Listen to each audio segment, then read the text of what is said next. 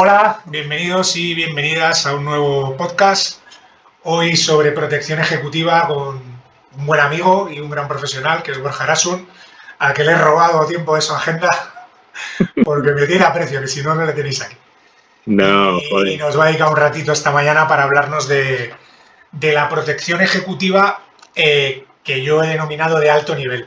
Ahora él os explicará a qué me refiero con el alto nivel, porque voy a dejarle un poco que se presente, que nos diga cuáles son sus funciones profesionales actuales y a raíz de ahí pues vamos a empezar a hablar sobre el trabajo de escolta a nivel ejecutivo. Gracias por estar con nosotros, Borja, Gracias a ti, y, como siempre. y cuéntanos un poquito a qué te estás dedicando ahora en la medida de lo que puedas contarnos para que los suscriptores te vayan ubicando. Vale. Bueno, pues ahora llevo la coordinación y la responsabilidad del equipo de protección de una empresa del IBEX, la cual ya pertenecía desde el lado más operativo 100%, es decir, yo llevaba ya 16, 17 años dando servicio a esta compañía.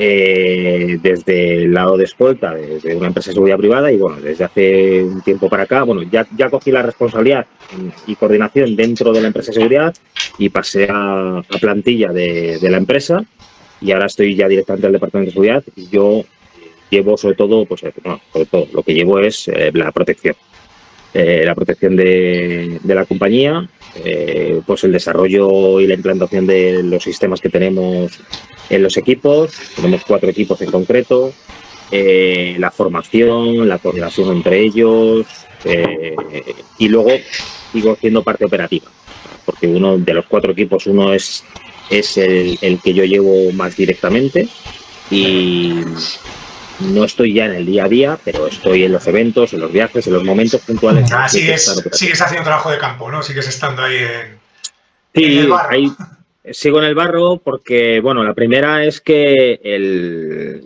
mi equipo, sobre todo mi protegido, no quiere al final que deje el equipo, y luego hay una parte de mí en la que si yo hago una gestión operativa, como denomino ahora, porque al final es una gestión, pero de una parte operativa, si dejo la parte operativa 100% y me apoltrono en una silla, en un mes no, en 2 no, pero en 6 Qué bueno. meses pierdes la perspectiva.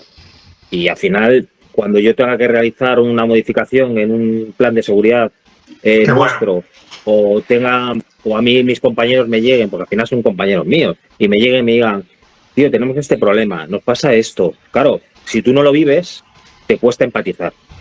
Pero si tú eres partícipe en mayor o menor medida, pero eres partícipe, empatizas, estás viendo los problemas y las necesidades in situ, con lo cual al final no es que te diga, no, mira, es que tenemos estos problemas cuando nos pasa esto, bueno, no, es que lo estás viviendo. Entonces lo estás viviendo y compartes esas vivencias con la parte operativa. Y es una parte operativa pues muy cerrada, muy hermética en ese sentido, y tienes que ser partícipe Hombre, para yo no siempre he perder la perspectiva. pensado que coordinar o dirigir algo que tú no has hecho previamente, como mínimo, es un error. Es algo que me ha traído discusiones en los despachos, pero yo soy de los que piensa que si no has hecho algo es un poco absurdo que lo dirijas. A nivel de protección ejecutiva, para introducir un poco el podcast, aunque luego vamos a entrar en harina, hasta donde tú me dejes y Sí, no, si me paso, como nos conocemos, me dices, ¿dónde vas? Energúmeno. no Eh, creo que haya problema. yo creo que tampoco, porque bueno, de esto nunca he trabajado al nivel al que trabajas tú. Yo sabes que una de las cosas que me distinguen es intentar ser muy honesto. Yo he hecho temas de protección de personas, pero jamás al nivel al que lo haces tú. Bueno, Y vengo también aquí a aprender, porque bueno, te considero un gran profesional de esto. Hay una cosa que yo creo que es importante para ubicar a la gente. La gente tiene muy mitificado el trabajo de un escolta, ¿no? A través del cine sobre todo, ¿no? Que vemos películas disparatadas y la gente tiene un poco el mito del escolta. ¿Cuál es un poco el mito y la realidad del trabajo de un escolta? Vamos a circunscribirlo a España, ¿no? Pero sí, sí. para esa gente que piensa que es Gerald Butler Pues, con un lanzacohetes en la casa. ¿sabes qué pasa? Que además es una pregunta que es un tema muy recurrente hoy en día, porque nosotros hemos hecho una ampliación de personal en septiembre, que empezamos con un equipo nuevo que pudimos montar. Y bueno, nos encontramos en una tesitura que entiendo que es lo que hay hoy en día en la sociedad, pero en seguridad privada se nota y luego en protección se nota más, es te cuesta encontrar perfiles adecuados para trabajar. ¿Por qué? Porque al final, bueno, por muchas razones, pero una de ellas es que la gente tiene muy mitificado esto. Y al final, la gente que en seguridad privada se prepara y quiere trabajar en esto, y yo siempre les digo, ¿realmente quieres trabajar en esto o quieres trabajar en lo que crees que es esto? Porque al final, la gente cuando ve la protección ejecutiva, pues ¿qué es lo que se ve? Se ve un Serie 7 o una 8 y 2 o 3 tíos de traje y todo muy pomposo y muy tal. Esto, en ese trabajo, o sea, eso es parte estética de nuestro trabajo y no siempre, porque al final yo como denomino, bueno, damos la mayoría de los que hacemos esto, ir de rojo y de gris, ¿no? Y nosotros esa es la parte cuando vas de rojo y se nota que estás marcando, pero cuando no. Entonces, al final, la protección ejecutiva, como todo en general, como toda la protección, pero sobre todo la ejecutiva, lo que lleva es un trabajo de planificación detrás enorme. Esto es planificación y prevención. Yo eso lo intento de explicar mucho a la gente bueno, a los compañeros nuevos, pero es como un mantra constantemente, ¿no? Es decir, mira, en seguridad está la prevención y la reacción. ¿Y qué es lo que se ve siempre? ¿Qué es lo bonito o lo estético? La reacción. Pero el trabajo, el 90% de nuestro trabajo es prevención y planificación. Entonces, yo les intento explicar, decir, mira, tenemos un evento, tenemos un viaje. Yo por cada viaje que tenemos evento haces un dispositivo de seguridad donde va todo estructurado, planificado, estudiado y tal. Bueno, le dices a la gente que hay que hacer eso y se quedan un poco como diciendo, ¿y todo esto hay que hacerlo antes? Pues claro, es que este es nuestro trabajo. Es que este es tu trabajo. A eso le sumas la disposición que tiene este tipo de servicio.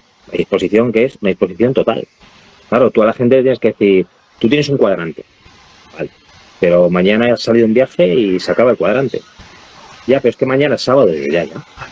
Es sábado, pero ha salido un viaje. O sea, nosotros nos tenemos que moldear y estar en función a la agenda de un protegido. Sí, tienes una disponibilidad total para el servicio, que al final es... Y esos son los meollos de la trastienda de este trabajo, que la gente no... Oye, muchos chavales de estos chavales que han entrado nuevos, que... ¿Y a qué hora termino? Digo, pues no lo sé. Ah, no. Digo, no, es que nosotros no tenemos hora de finalización. Es decir, hay mucha cosa, mucho meollo detrás de esta trastienda que la gente no entiende, ¿no? Y sobre todo lo que te digo, que mucho trabajo de planificación, de prevención, que sí. De hecho, esta es una charla que tenía el otro día con el director de formación de una empresa de seguridad que es la que nos da soporte, ¿no? Y hablando de la planificación de formación para este año y para el año que viene. Entonces yo le dije, oye, mira, hay algo que he hecho de falta en menos en la formación. O sea, toda la formación en protección ejecutiva va enfocada a la reacción. Tenemos cursos de tiro, cursos de conducción, cursos de primeros auxilios, control de hemorragia, perfecto.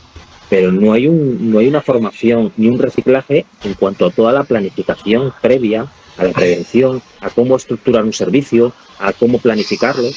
A la inteligencia, a la obtención de información útil, es que es para vosotros es un básico. Es que bueno. Yo creo que ha habido siempre también mucha imagen desde fuera, porque yo he trabajado y entrené mucho tiempo con Pablo Pérez Sebane, que es una persona que estuvo 25 años en protección ejecutiva también a nivel, y yo aprendí mucho de él, o de gente como tú, ¿no? Y él me decía siempre lo de ser y no parecer, ¿no? Una cosa es parecer escolta y otra cosa es serlo. Son cosas muy distintas. Una cosa es ir disfrazado y pensar que te vas a poner el traje y ya eres un servicio secreto espectacular, y otra cosa es hacer 16 horas de servicio al día, estar cansado, manejar a tu equipo, planificar, hacer con los medios disponibles un trabajo serio que no tiene nada que ver con andar pegando tiros, ¿no? Es un poco la diferencia entre el disfraz y el profesional. Y yo creo que ese mito, pues el cine no ha ayudado mucho. No, claro, al final, hoy en día un escolta ya trabajes en binomio. Digo en binomio porque vamos a partir de la base que creo que es la unidad mínima para trabajar, ¿no? Un binomio. Pero ya trabajas en binomio como un equipo más grande, al final un escolta hoy en día se tiene que convertir en un mini director de seguridad integral, ¿vale? Porque al final la protección ejecutiva conlleva toda la seguridad integral y ya no solo la protección física de un protegido, sino la seguridad de su información, de todo lo que se mueve alrededor. Lo que tú dices, la obtención de información es importantísima para nosotros. Sí, que tienes que saber de seguridad, no es una cosa. Total. O sea, tienes que saber los riesgos a los que tenemos que hacer frente. No solo es un riesgo por secuestro o por intento de agresión. Es decir, hay un abanico de riesgos enormes. Vamos a entrar en eso. La mayoría de ellos de información, que es importantísima, ¿no? Entonces hay que trabajar sobre eso. Y tú dices que al final hay que serlo y parecerlo, hay que hacer las dos cosas. Entonces hay mucha gente que al final lo que quiere es parecerlo, pero realmente no quiere serlo. Yo siempre digo lo mismo y lo he hablado en los anteriores podcasts porque yo he tenido siempre la enorme suerte de estar rodeado de gente que sabe mucho más que yo de todo.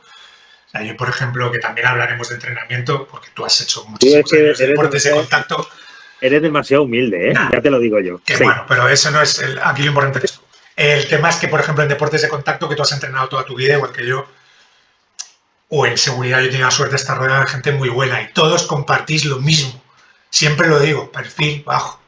No conozco un buen profesional que sea una persona llamativa, sobrada, maleducada.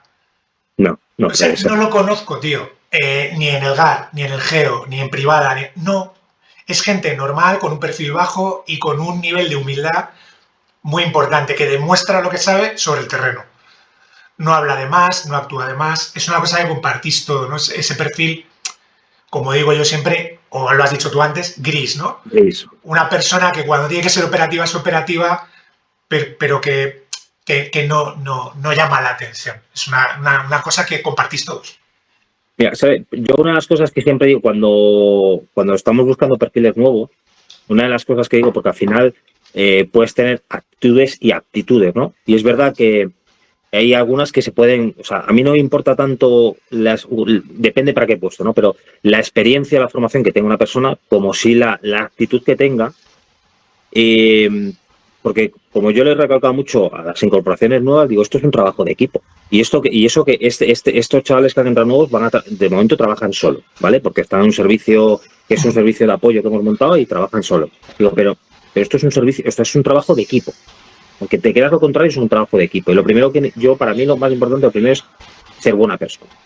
Que parece muy redundante. Pues vamos a entrar en eso. ¿Cuáles son las cualidades imprescindibles de una persona que tú quieras en tu equipo? De un escolta que vaya a estar a ese nivel.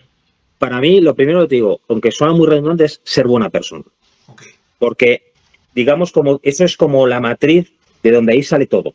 Cuando tú tienes un buen fondo y eres buena persona, estás dispuesto a aprender, estás dispuesto a congeniar, estás dispuesto a admitir tus errores y estás dispuesto a ser permeable, que es lo importante en esto.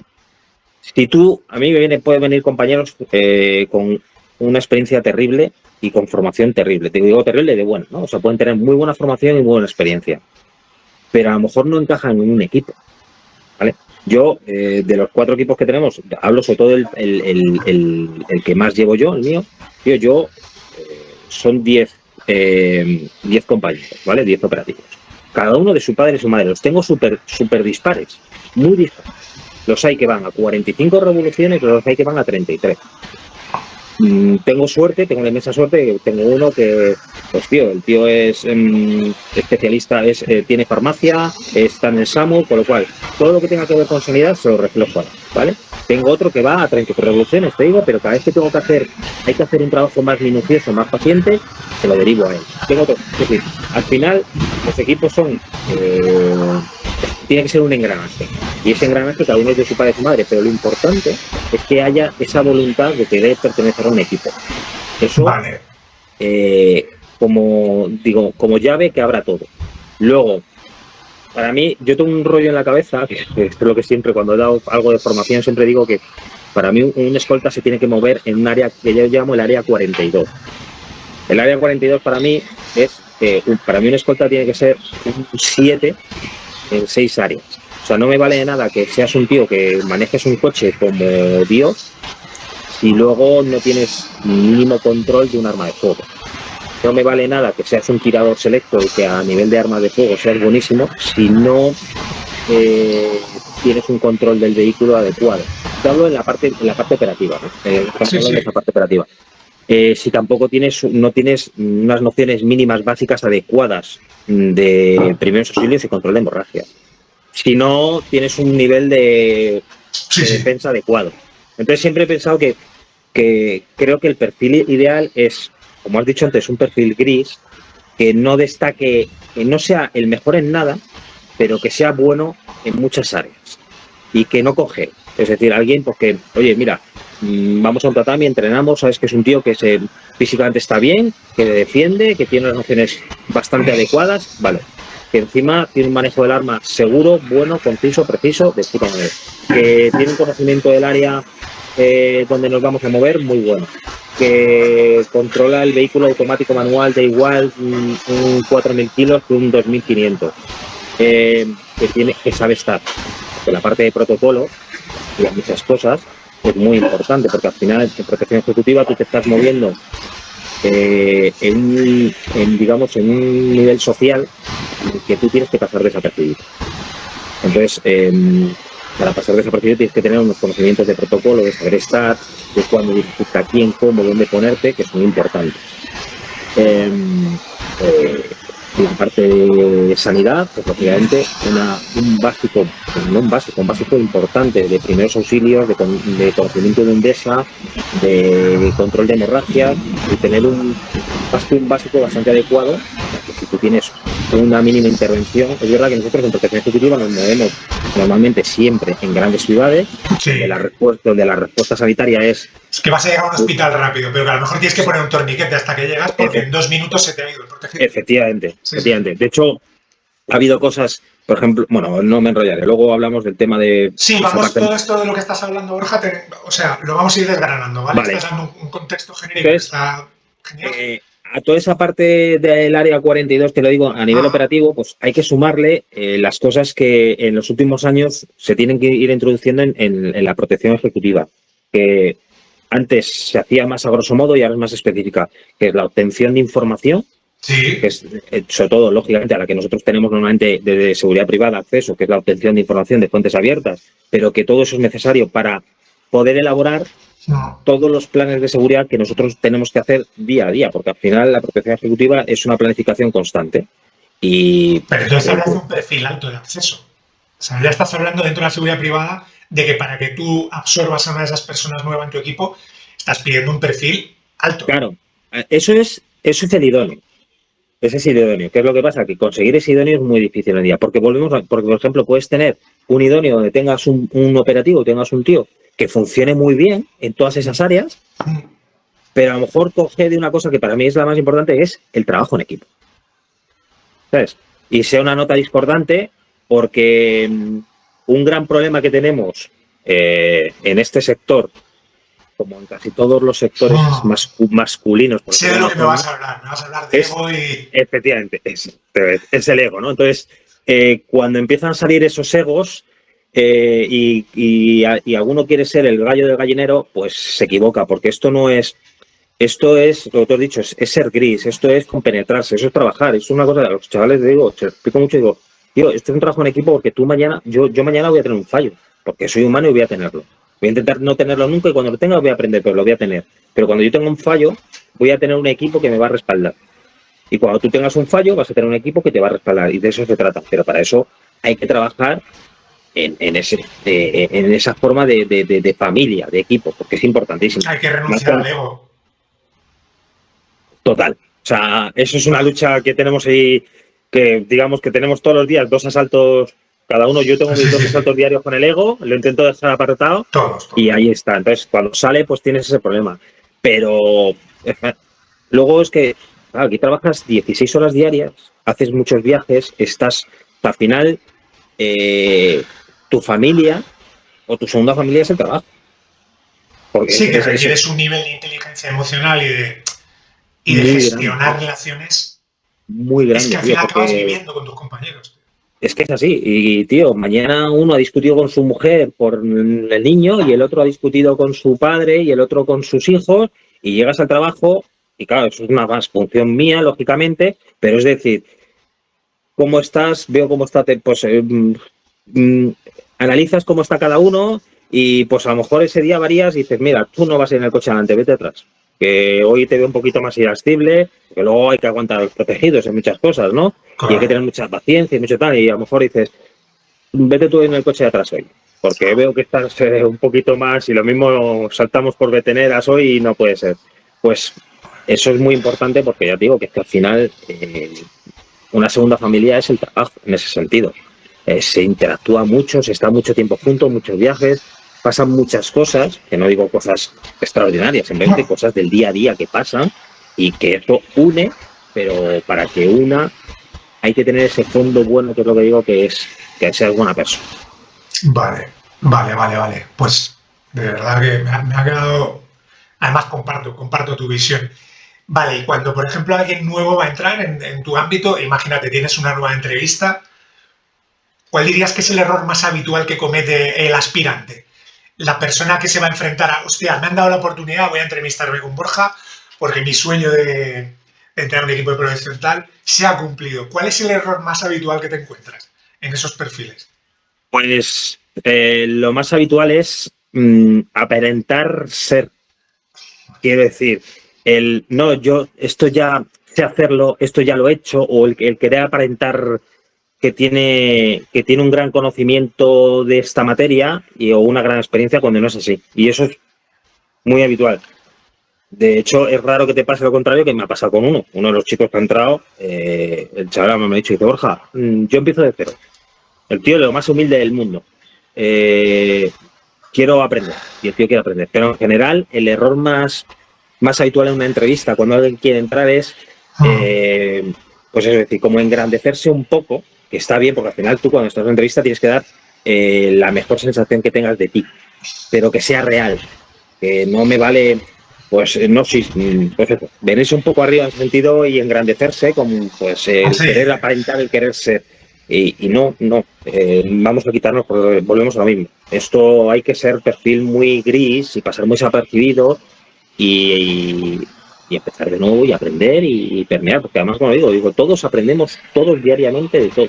Entonces, más aún alguien que empieza nuevo. Yo recuerdo a ese nivel otra persona que tú conoces, que es Nahum. Yo con Nahum fui a hacer un trabajo y recuerdo que yo no le conocía. Y yo fui con mi currículum allí y lo tiró así a un lado. Nahum es súper respetuoso y súper educado. Y me dijo, sí, mañana aquí a las 4. Y dije, perdona, mañana aquí a las 4. Dice, vamos a hacer un team training de 15 días de las personas que vais a configurar el equipo, porque a mí lo que pone ahí perdonadme, chicos, soy de barrio, me la pela. Lo que ponga en un papel me la pela. Tú te vienes aquí, nos pegamos de hostias entre todos, vamos a ver cómo trabajo yo, vamos a ver lo que sabéis y lo que no sabéis, y ya veré yo si te quedas o no te quedas. Y dije, voy a pillar. Dije, pillo fijo. Y se nos ha quedado Borja congelado. No sé si me está oyendo. ¿Me oyes ahora? ¿Me oyes, Borja? Se ha quedado pillado ahí un poco ahora. Sí. Vamos a darle un segundito. Te sigo teniendo congelado en pantalla. Sí, lo que pasa es que ahora se está como va y viene. Sí, y te tengo súper pixelado. Se me ha ido la conexión bastante. Ahora un poco mejor. Háblame. Sí, ahora sí. Vale, ahora ya sí. está. Las cosas del directo, chicos, es lo que tiene. Pues lo que te digo, que yo me sorprendió mucho y además cuando llegué a entrenar con ellos es justo lo que tú has descrito. Aprendí muchísimo. Sí es verdad que yo tengo el ego bastante bajo y aprendí mucho, pero no puedo coincidir más contigo. Hay gente que erróneamente... ¿qué pasa? El problema es que cuando tú defiendes algo en un papel y en una entrevista, cuando te sacan a la calle gente como tú, solo ver cómo se sube al coche dices, no tienes ni puta idea. Te pongo en nuestro caso, un ejemplo que tuvimos muy claro. Sí, una anécdota que me gusta. Nosotros hace como 5 años entró en el equipo un compañero nuevo y cuando viene quien llevaba la dirección en ese momento me dice, oye, mira, se va a incorporar este compañero que no voy a dar gente nombres, pero ya dando datos, pero bueno. Sí.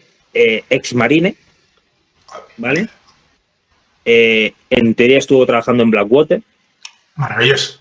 Claro, yo cuando me empieza a decirme cosas dije, hostia, escucha, dámelo, porque este tío lo quiero exprimir como un limón. Te lo juro, fue mi frase, ¿eh? Sí, quiero aprender. Que venga, porque este tío quiero exprimirlo como un limón. Bueno, no me voy a enrayar mucho, pero te puedo decir que lo tuve que aguantar 3 o 4 años hasta que ya pudimos sacarle el servicio. Nadie se atrevía por ciertas cosas al final tal. No, que fuera. El peor compañero profesional y personal no ha pasado. O sea, a nivel personal intentó putear a sus 2 compañeros de una manera bestial. Y a nivel profesional, mal o no, lo siguiente. Y yo me acuerdo que, además que cuando has dicho más lo del tatami, yo me acuerdo que me decía, no, yo es que hago, no sé, MCA, Marine Corps, tal, digo, lo que tú quieras. Hay una cosa que se llama laboratorio. Vamos al tatami y entrenamos. Sí, a las 5 nos vemos. Y ya está. Que, y no pasa nada. Y además, si tienes cosas, las voy a sacar. Si yo tengo cosas, las voy a sacar. Claro. Siempre he pensado, y sigo pensando que creo que no hay Biblias escritas y menos a nivel de formación, tío. O sea, toda la formación es buena. Tú sacarás unas cosas en concreto, otras tal, incluso por fisionomía de una persona, le viene bien una cosa u otra, ¿no? Te dice, bueno, pues vamos al tatami y lo probamos. Bueno, pues una muñeca chochona tenía mejor coordinación que este tío. Pero con eso todo, o sea, a nivel de conducción, a nivel de operativo, a nivel de trabajar, bueno, pues fue un tío que se le encumbró porque venía con el CV que venía y como volvemos a los egos, la dirección de seguridad en ese momento no quería reconocer, porque todos le dijimos, tío, este tío es malo, pero es que es malo, o sea, que ya hacía cosas incluso, bueno, un tío que iba sin chaqueta con el jefe y se bajaba de un coche sin chaqueta, con la alarma al live. Sí, bueno, ya, sí. Cosas ya surrealistas. Bueno, pues un claro ejemplo. Un tío que venía en una entrevista y entró en el equipo con un CV increíble que decías, hostias, este tío tal, y luego era el tío más malo que ha podido pasar. Y en cambio tienes gente que, pues oye, que tiene su experiencia, mayor o menor, pero gente como yo, 5 o 6 años, no tiene una formación de la leche, porque tiene una formación relativamente básica y tal, pero los pones a funcionar. Y, tío, porque luego hay una cosa que se llama sentido común, que es muy difícil de encontrar, y una cabeza despierta y, oye, mira, tío, hay que hacer esto. A mí me ha sorprendido, por ejemplo, una chica que metimos hace no mucho, que además, si no la conoces directamente, yo creo que sí, o la conoces directamente, pero bueno, creo que sí. Me sorprendió, porque no había currado nunca en protección, y la metí con nosotros para que fuera aprendiendo ciertas cosas y tal. Una anécdota absurda, ¿no? Pero para que veas la proactividad de alguien. Y una esponja. Sí, tío, y teníamos una comida en un restaurante y tal, y le dije, escucha, vete para allá, de avanzada, quiero que me revises esto, revisa rutas, tal, no sé qué, no sé cuánto, me revisas todo, y el restaurante, bueno, sin decirle nada, la chica llegó, apartó el coche, se revisó todo. Nosotros no teníamos mucha idea de cómo era ese restaurante y ya me dijo, oye, Borja, tiene 2 entradas, tiene una por aquí, la de aquí es más discreta, la de aquí está... O sea, me empezó a dar cierta información que alguien que no ha trabajado en esto normalmente no cae en ello, ¿sabes? Porque una de las cosas que más cuesta muchas veces cuando alguien viene de vigilancia y quiere pasar a protección es cambiar el chip. Es una cosa que cuesta mucho. Esto ya no es vigilancia, esto es otra cosa, donde hay que empezar a ser más, tener más autonomía, hay que enfocarse en otras cosas, ¿no? Entonces, pues te digo, tienes estos 2 casos. Uno viene con un CV maravilloso, la leche, y no vale ni para tomar por culo. Haciendo mucho así, hablando en plata. Y en cambio, viene esta otra compañera, no había hecho protección nunca, tiene muchas ganas, tiene tal, le dices 4 tips, y en 4 tips ya se queda con ella, la tía permea perfectamente, lo introduce, cambia, y tiene que seguir aprendiendo muchísimas cosas la gente, pero enseguida pum, y tío, ya te da ciertas cosas y dices, hostia, está muy pendiente de muchas cosas de las que hay que estar pendientes, ¿no? Sí, que ahí la actitud es fundamental. Es fundamental, es fundamental. Y además que es que, al final lo que decías tú, ¿no? Ser una persona sensata y una buena persona, es ya garantía de que te va a ir bien. De todo lo que hemos hablado, que ya nos vamos metiendo en materia, hay una cosa que yo creo que es vital, que ya lo has mencionado, que es la evaluación de los riesgos y la planificación. En un servicio como el tuyo, que está sujeto a riesgos que pueden parecer obvios y otros que mucho menos, ¿cómo evaluáis el riesgo? ¿Cómo os enfrentáis? Dentro de lo que podamos hablar, en ese contexto de riesgos, entre comillas, ¿no?, globales que pueden afectar a los protegidos, ¿cómo se encara el análisis de riesgos en un servicio de esa magnitud? Pues mira, es verdad que nosotros tenemos, cuando dependes de una corporación tan grande como cualquiera del IBEX, tienes suerte, obviamente depende de un departamento de seguridad que tiene subdividido muchas materias, ¿no? Entonces, nosotros, para empezar, tenemos dentro del departamento hay una parte, aunque nosotros hacemos nuestra inteligencia, pero hay una parte de inteligencia dentro del departamento de seguridad que se encargan de hacer analizar todo, absolutamente todo. Y ellos ha costado un poco engranar un poco, pero bueno, ya nos han ido pasando toda la información para nosotros pasarla a forma operativa. No obstante, nosotros, lógicamente, tú haces tu propio análisis. Nosotros hacemos análisis cada 6 meses de forma genérica, ¿vale? Es decir, de cada servicio protegido, cada 6 meses se renueva, se hacen los análisis para revisar en qué estado están o tenemos los riesgos, porque lógicamente al ser una empresa del IBEX fluctúa mucho a nivel de cualquier información, cualquier cosa, cualquier movimiento estratégico corporativo de una empresa nos repercute en ciertas medidas, ¿no? Sí. Entonces, cada 6 meses hacemos un análisis y en función a eso, pues, bueno, se acentúa o se modifica el dispositivo de seguridad en función de lo que necesitemos. Pues hay veces que hemos estado un poco más en la palestra por alguna actividad corporativa y nuestra mayor preocupación en ese momento ha sido un tema de prensa, entonces hemos hecho más hincapié en posibles filtraciones o en posibles seguimientos por parte de prensa. Otras veces han sido otras cosas. Vamos fluctuando en función a esos análisis. Luego, luego ya, digamos, son como análisis más pequeños, yo lo llamo dispositivos, cada movimiento que tenemos lleva el suyo. Cada viaje que tenemos, nosotros, para que te hagas una idea, nuestro nivel de viaje, el año pasado, mi equipo hizo 169 días de viaje. O sea, más o menos la mitad del año o casi la mitad del año. Tenemos, pues eso, en torno a 60, 70, 80 viajes al año, que es un nivel muy alto. Entonces, de cada viaje te conlleva un dispositivo de seguridad donde tú analizas en función de la agenda que tenemos, cuando ya nos pasan la agenda, de la cual además varía mucho, pero cuando ya tienes la agenda, empiezas a analizar esa agenda con los movimientos, los riesgos que tenemos, depende del entorno donde vayamos, por qué se va, si es, lógicamente, si es un tema más privado o es un tema más institucional, si es un tema institucional muy sonoro o no, si ya encima hay entidades públicas, Casa Real, Presidencia, depende en función qué tipo de eventos sean. Hablo de viajes o eventos, ¿no? Más o menos. Lo que pasa es que para nosotros casi todos los eventos normalmente conllevan viajes, por lo que encima conlleva pues, desplazamientos por tierra, por mar, o por aire, lo más habitual, que es en avión. Pues se tiene que hacer un análisis. Ya te digo que el departamento tiene su área, su inteligencia, pero nosotros al final, a través de fuentes abiertas, sacamos toda la información que tenemos, lo analizamos, observamos y luego en función a eso, pues varías tu dispositivo. Entonces, nosotros el equipo normalmente vamos desde 2 a 4 operativos en función un poco.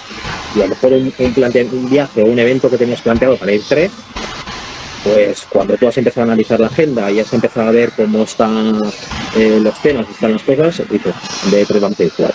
O incluso, mira, en este viaje vamos a ir 5 porque yo quiero un tío siempre de avanzada sin tener que quitar el coche de atrás. Es siempre materia viva. Yo siempre digo que esto es materia viva constantemente. Es dinámico y adaptativo. Yo es una asignatura que he impartido. Yo lo he hecho sobre todo en infraestructuras críticas en el aeropuerto. Los he gestionado, los análisis, y cuando yo a futuros directores de seguridad les hablo de análisis de riesgos, les digo que es un error plantear un análisis de riesgos de un año. Eso es un absurdo. Es algo dinámico, adaptativo, que además requiere, como dices tú, de una diligencia constante y de mini análisis de riesgos dentro de uno genérico. Como tú bien dices, oye, si me voy a ir a Barcelona porque tengo un evento, ¿cómo están las cosas en Barcelona? Claro. No puedo aplicar a lo mejor el mismo dispositivo que en Madrid, por lo que sea, porque a lo mejor está en un momento de conflictividad social. Total. Incluso en el mismo Barcelona, para que te hagas una idea, nos ha pasado. Nosotros hemos tenido viajes, por ejemplo, o a Barcelona o a X, donde ese viaje se divide en dos. Quiero decir, hay una parte institucional y hay una parte privada. Sí. Y la parte institucional, yo tengo un equipo de 4 o 5 tíos porque lo requieren, y luego en la parte privada, pues reduzco porque por la agenda y por el riesgo que vamos a tener, no hace falta 5 tíos. Yo bajo a 3 o bajo a 2 en función de lo que tengo. Entonces, incluso en ese mismo viaje varía mucho. Que hay una cosa que nos pasa siempre, que además los compañeros muchas veces dicen que, claro, yo estoy todo el puñetero día, pues que es mi función, la planificación, la logística, el análisis de riesgo para para hacer estos dispositivos. Pero lo que pasa es que, en general, casi todas las agendas, pero la nuestra, por ejemplo, varía, pero te varía súper constante. O sea, tienes una agenda, te la han estipulado hace una semana, esta semana ha cambiado, nos vamos de viaje. Pues yo normalmente cuando hago los dispositivos los hago, generalmente el 98,99% siempre van 1 o 2 compañeros de cliente de avanzada. Yo les paso el dispositivo, ellos en base a ese dispositivo analizan todo lo que hay, las rutas que hemos visto previas me las analizan, y entonces in situ ya me dicen, mira, este es el tiempo que tardamos con esta ruta, con esta que has previsto no vale por esto, esta sí vale, entonces te analizan todo. Una vez analizado todo, visto todo, previo a salir nosotros hacia ese punto, nos cambia la agenda, porque es así. Porque sí, claro, que todo vuestro servicio de protección va de la mano de la agenda del protegido. Efectivamente. Es que no podéis hacerlo, es que es una locura un poco. Es así, y los compañeros me dicen, tío, planificar, a veces me dicen, planificar tanto si luego nos lo cambian. Digo, ya, pues tú fíjate, si con los cambios que tenemos y funcionamos bien, pero porque hemos planificado todo, si no planificas, estás muerto. O sea, si no planificas, si no prevés, estás muerto, es imposible. Entonces, sobre todo es materia viva, porque cada viaje es distinto, cada evento es distinto, pues lleva su análisis de riesgo, lógicamente, y todos son distintos. Y luego una capacidad de adaptación tremenda, que es dentro del mismo dispositivo, en el mismo evento, tienes cambios que a última hora ya han salido. Entonces, si tú eres una estructura rígida, donde no contemplas cambios, o no estás acostumbrado a tener esos cambios porque eres muy rígido, tienes un problema. Tienes un problema porque no vas a tener capacidad de adaptabilidad a lo que se requiere en ese momento.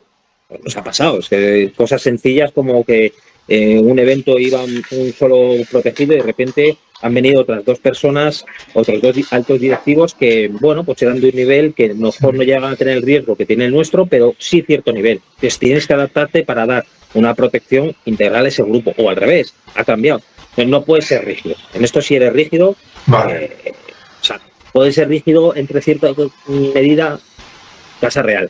Pero porque funcionan con una cantidad de operativos tremendos, y a lo mejor ellos pueden plantearse una rigidez en decir, no, esto funciona así, así, así. Y aún así estoy seguro, desde fuera, que tienen que tener esa capacidad de adaptación, porque sí, porque lo que te digo, tú te mueves al son de la vida de un protegido que tiene una agenda institucional tremenda, que tiene una forma de ser, una forma de hacer, y tú te tienes que adaptar a ello. Vale.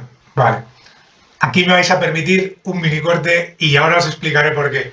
Bueno, después de este pequeño corte, por un mensaje que habéis visto, no sé qué ocurre con los tiempos de grabación, vamos a continuar con Borja donde lo habíamos dejado. Estábamos hablando de análisis de riesgos, disculpad esta breve pausa, y hay una cosa que sí te quiero preguntar, que siempre me ha parecido muy difícil de la protección ejecutiva. ¿Cómo se compagina el análisis de riesgos que hace un profesional con la agenda de protegido y sus necesidades a nivel de marca, de imagen, de protocolo? Es decir, cuando tú valoras que un riesgo es más o menos inaceptable, ¿cómo cuadra eso con la agenda de un protegido? Cuando a lo mejor, aunque el riesgo sea elevado, el evento hay que hacerlo sí o sí, la visita hay que hacerla sí o sí, o, lo voy a decir suavemente, tus consejos son desoídos, ¿no? Es, mira, no me importa lo que me estás contando, que tú creas que esto no deberíamos hacerlo, hay que hacerlo sí o sí. ¿Cómo se gestiona eso? Eso es un poco parte del meollo de esto, ¿no? Que siempre es la lucha eterna entre seguridad y protocolo, por decirlo de alguna forma. Siempre se ha dicho protocolo, gabinete, agenda, porque es verdad que al final ellos quieren llegar a muchos sitios donde a lo mejor tú, pues cuando analizas hay cosas que no te gustan o que crees que no son adecuadas. ¿Cómo? Es complicado. Al final parte un poco de lo que hablaba antes, de tener esa versatilidad y esa capacidad de adaptación. Entonces, al final, normalmente no hay una respuesta clara de decir, oye, mira, esto que tenéis planteado en la agenda, yo he analizado y no me gusta. No es que no me guste, es que conlleva un riesgo muy alto. No se va a hacer. Eso es muy raro. Igual que el que te digan, te desoigan del todo. Digan, oye, mira, que no me importa lo que estás diciendo. Normalmente es un ten con ten.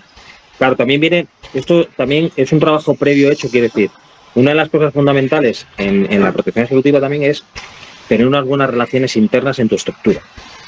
Y cada vez que tú haces algo o dices algo que tenga un sentido lógico y un porqué. Porque si tú, yo tengo la suerte, a mí, el protegido, si yo le digo, esto hay que hacerlo así, normalmente es muy raro que no me haya dicho que no a mí.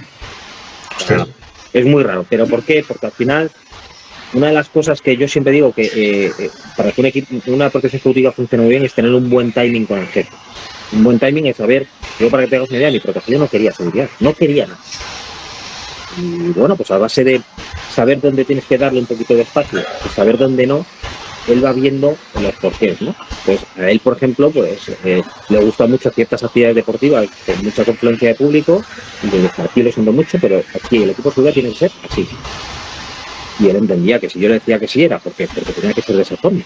Y no decía cero. Ahora, hay gente que en el castillo, como de nosotros, dentro de nuestra ciudad, dentro de donde nosotros, de la oficina, pues hay equipos, tío, que el protegido va al baño y hay un tío encima de él. ¿No? Habrá que analizar las cosas, yo eso no lo contemplo. O sea, hay que darle ese espacio. Al final, un protegido normalmente es un tío, normalmente no, es un tío hermano con una vida normal y necesita su espacio. Y hay que saber dónde dárselo. Y esa presión, en mi experiencia, es muy negativa. Cuando le presionas por ahí. Es que cuando tú empiezas a presionar, no, es que esto tiene que ser así, porque por seguridad, porque tal, porque sí, terminan estallando y al final consigues o que se te escape. Porque pasa, o terminas que no voy a querer nada, me quedo en casa y tal, boom, y de repente si tienes gente en casa o no, te dicen, oye, es que el jefe ha salido con su coche él solo y se va. O que te mande a la mierda, o con muchas cosas. Entonces, al final hay que tener esa flexibilidad. ¿Por qué voy a esto? Quiero decir, porque si tú este trabajo lo has ido haciendo bien, cuando a ti se te plantean ciertas cosas en agenda y tú no estás de acuerdo porque tu análisis de seguridad te dice que no, normalmente tu voz tiene más peso que si tú no has tenido ese trabajo previo, ¿no? Entonces, cuando a ti hay algo que te chirría, que no te gusta, que dices, esto a mí no me encaja, pues no se trata normalmente de decir, esto no se hace. Decir, oye, vamos a ver, yo entiendo que este acto, esta actividad hay que hacerlo, perfecto, pero vamos a hacerla de esta forma. Quiere decir, no, pues mira, es que tenemos que entrar, pero entrada principal. Bueno, pues lo mismo, si queréis hacerlo, pero vamos a hacerlo por parking. Y no quiero entrar por entrada principal y tal. Sí. Yo sé dónde hacemos esta actividad, pero hay que hacerla con estas medidas. Entonces, normalmente no hay un sí o un no. Lo normal es llegar a ese punto intermedio que te tengo, vale, perfecto, esta actividad hay que hacerla. Pero nosotros en seguridad marcamos estas pautas, por favor, vamos a llevarlo. Y normalmente no te dicen que no. Alguna cosa en la que tienes que ceder, pues alguna cosa en la que tienes que ceder, oye, pues mira, es que queremos este pasamanos porque queremos que salude aquí y el saludo y la foto tiene que ser en la plaza, en la calle, porque tiene que ser aquí. Vale, no me hace ni puñetera gracia porque no queremos. Venga, perfecto. Pues entonces en ese momento, si yo el dispositivo lo tenía montado de una forma, pues en ese momento lo tengo que adaptar y si los operativos que tengan eran 3 o 4 y los tenía en otro sitio, en ese momento los tengo que montar en la plaza. Entonces volvemos a los conceptos de dinámico y adaptativo, ¿no? Incluso a la parte de ejecución y operativa, un equipo de protección tiene que ser dinámico y adaptativo y flexible. Total. No te queda otra, entonces. Yo te digo que si te mueves en una rigidez, estás muerto. O sea, no puedes ser rígido porque te vas a encontrar con trabas, con problemas y las agendas se mueven y se van a seguir moviendo y si no tienes esa capacidad de flexibilidad, no puedes trabajar. Y en todo esto, ¿cómo integras el OSINT? O sin entrar en detalles, los sistemas de inteligencia que tengáis previstos para dar soporte al servicio de protección. A nivel tecnológico, sobre todo, porque es una nueva era, ¿cómo se integra esto en un servicio de protección ejecutiva? Pues mira, una de las cosas que, por ejemplo, ahora está muy en auge y nosotros estamos utilizando mucho es la IA. ¿Vale? La IA está siendo maravillosa para miles de cosas. Desde un trabajo administrativo que te soluciona muy rápido y que te acelera y que te hace resúmenes y cosas, a la obtención de información, a cómo te lo planifica. Lógicamente, todo eso lo tienes que supervisar. O sea, Sí. Pero te quita mucho barro. Mañana tenemos un viaje a Grecia y, claro, tengo que buscar toda la analítica que tenga posible de seguridad en cuanto a delincuencia, peligros naturales, todo. O sea, todo ese barro que tienes que empezar a buscar y a rebuscar, a través de la IA te lo filtra muy rápido y te lo saca. Luego tú tienes que, lógicamente, lo tienes que filtrar, lo tienes que analizar, lo tienes que ver la veracidad de toda esa información que te está dando. Pero está siendo fundamental, por lo menos para mí, la ayuda de la IA. Vuelvo a lo de antes. Es verdad que nosotros tenemos un departamento de inteligencia que, bueno, pues te ayuda mucho. En eso te ayuda muchísimo, porque ellos ya te están sacando muchísima información. pero la propia información, la obtención de información de fuentes abiertas, la hacemos nosotros. O sea, ellos lo hacen, pero nosotros. Y una de las cosas bonitas que hay en el grupo es que no la hago yo. O sea, yo la hago, lógicamente, porque planifico el dispositivo. Pero es que prácticamente casi todos los operativos que tienen que formar parte de ese evento, de ese dispositivo, Han hecho los deberes. Están involucrados desde el minuto 1. En cuanto ya saben, pues yo cuando voy preparando un viaje, depende con la antelación que tengamos, con un evento, ya digo, pues qué operativos van a ir, vas tú y tú, vamos a ir con esto, coche, luego ya lo paso a papel, digamos, pero de momento lo saben. Y oye, que sepáis que vamos a tener este evento, esto y esto, ya os voy pasando más info. Ya ellos, de mutuo propio, no se quedan parados, ya ellos lógicamente empiezan a sacar información, sus cosas. Oye, pues, ¿has visto cómo está el tema de los trenes? Estamos jodidos, vamos a entrar, no sé qué. Empiezan a sacar toda esa información que aunque yo la saque por un lado, ellos me la aportan, luego la analizas y luego en función a toda esa información que tienes, pues vas cambiando, ¿no? Ha pasado muchas veces, pues viajes a Barcelona de, oye, el planteamiento está en AVE, pues no, en AVE no, mira, tenemos este problema, los AVE están teniendo problemas. Oye, ¿y los Javier? No, pues en esto. Y entonces, sí, o cortes de carreteras o cosas que al final, lo que decías tú, ¿no? Que la joven escoltaba mucho más allá de llevar un arma y un traje. Mucho, tío. Es que es real. Y además curioso que lo digas, porque claro, os habéis adaptado muy rápido, ¿no? Y tú tienes una nueva arma que es la IA y pero la metes en tu caja de herramientas y dices, te voy a exprimir, tío. Pero vamos, ¿de qué manera? Esa es la mentalidad, claro. Es primero que no te queda otra cosa, porque hay que. Yo siempre he dicho que si no es que no tires para adelante en este sector, en el momento que tú no quieras evolucionar, ya vas para atrás. Ya. Pero luego es que es porque hay un desarrollo, unas herramientas que tienes que utilizar. Empezamos pues con esto, el teléfono móvil. Sí. Yo cuando empezamos con esto, yo a los compañeros les digo, cuando empezamos con esto en el coche teníamos unos callejeros así de gordos, enormes, que los llevabas en la guantera y cuando tenías que ir a un sitio donde empezabas a tirar de callejero y tal. Ahora tienes un móvil que es maravilloso. Que por ejemplo nos pasa, con los compañeros nuevos nos dicen, oye, es que vosotros lleváis siempre, tenéis el Google puesto, digo, ya. Pero escucha, que el Google no está puesto, o sea, el Maps no está puesto para que me diga dónde tengo que ir. O sea, los compañeros todos conocemos el entorno, dónde vamos, la ruta. Google, porque me dice si en ese momento, si yo no tengo una avanzada, me dice si hay un tráfico excesivo, si han cortado, si hay una incidencia. Sí, que puede haber un accidente y se te puede haber cortado una vía. Claro, son herramientas que tenemos. Entonces, hace 10 o 12 años empezamos con el móvil, que fue una herramienta, la digitalización y las telecomunicaciones, es una herramienta que para nosotros ha sido maravillosa, y ahora estamos entrando en esta era en la que es la de la IA, que es donde pues está siendo, además, es exponencial, porque lo bueno que tiene la IA es que encima tú la vas retroalimentando con cosas. O sea, yo ya sabe muchas cosas mías, ya sabe que el dispositivo, cómo quiero más o menos los dispositivos, lo único que quiero es integrar ciertas cosas pues, de ese evento en concreto, y te lo va metiendo, y te va analizando, y repito, no es autónoma. Tú tienes que filtrarla, tienes que perfilarla, pero es una herramienta maravillosa que hay que utilizar. Es que... Y yo me estoy encontrando mucha resistencia. Yo soy muy fan de la IA también, porque yo me adapto, ¿no? Pero estoy encontrando, sobre todo en la gente de mi quinta,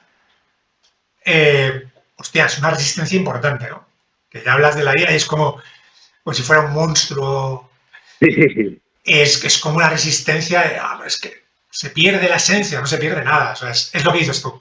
Es una herramienta útil que hay que aprender a manejar y que además amplía tus habilidades. Todo. Además que es una herramienta que sobre todo lo que hace es te ayuda a gestionar tiempo y recursos. Entonces te está ahorrando mucho tiempo, que cuando es algo que se carece mucho de ello, porque y más en este trabajo, tiempo no tienes mucho porque vas a 1000 y no puedes, te está ayudando y te está ahorrando muchísimo tiempo. Entonces, no la demonices, es una maravilla, está ahí, no va a sustituir a nadie.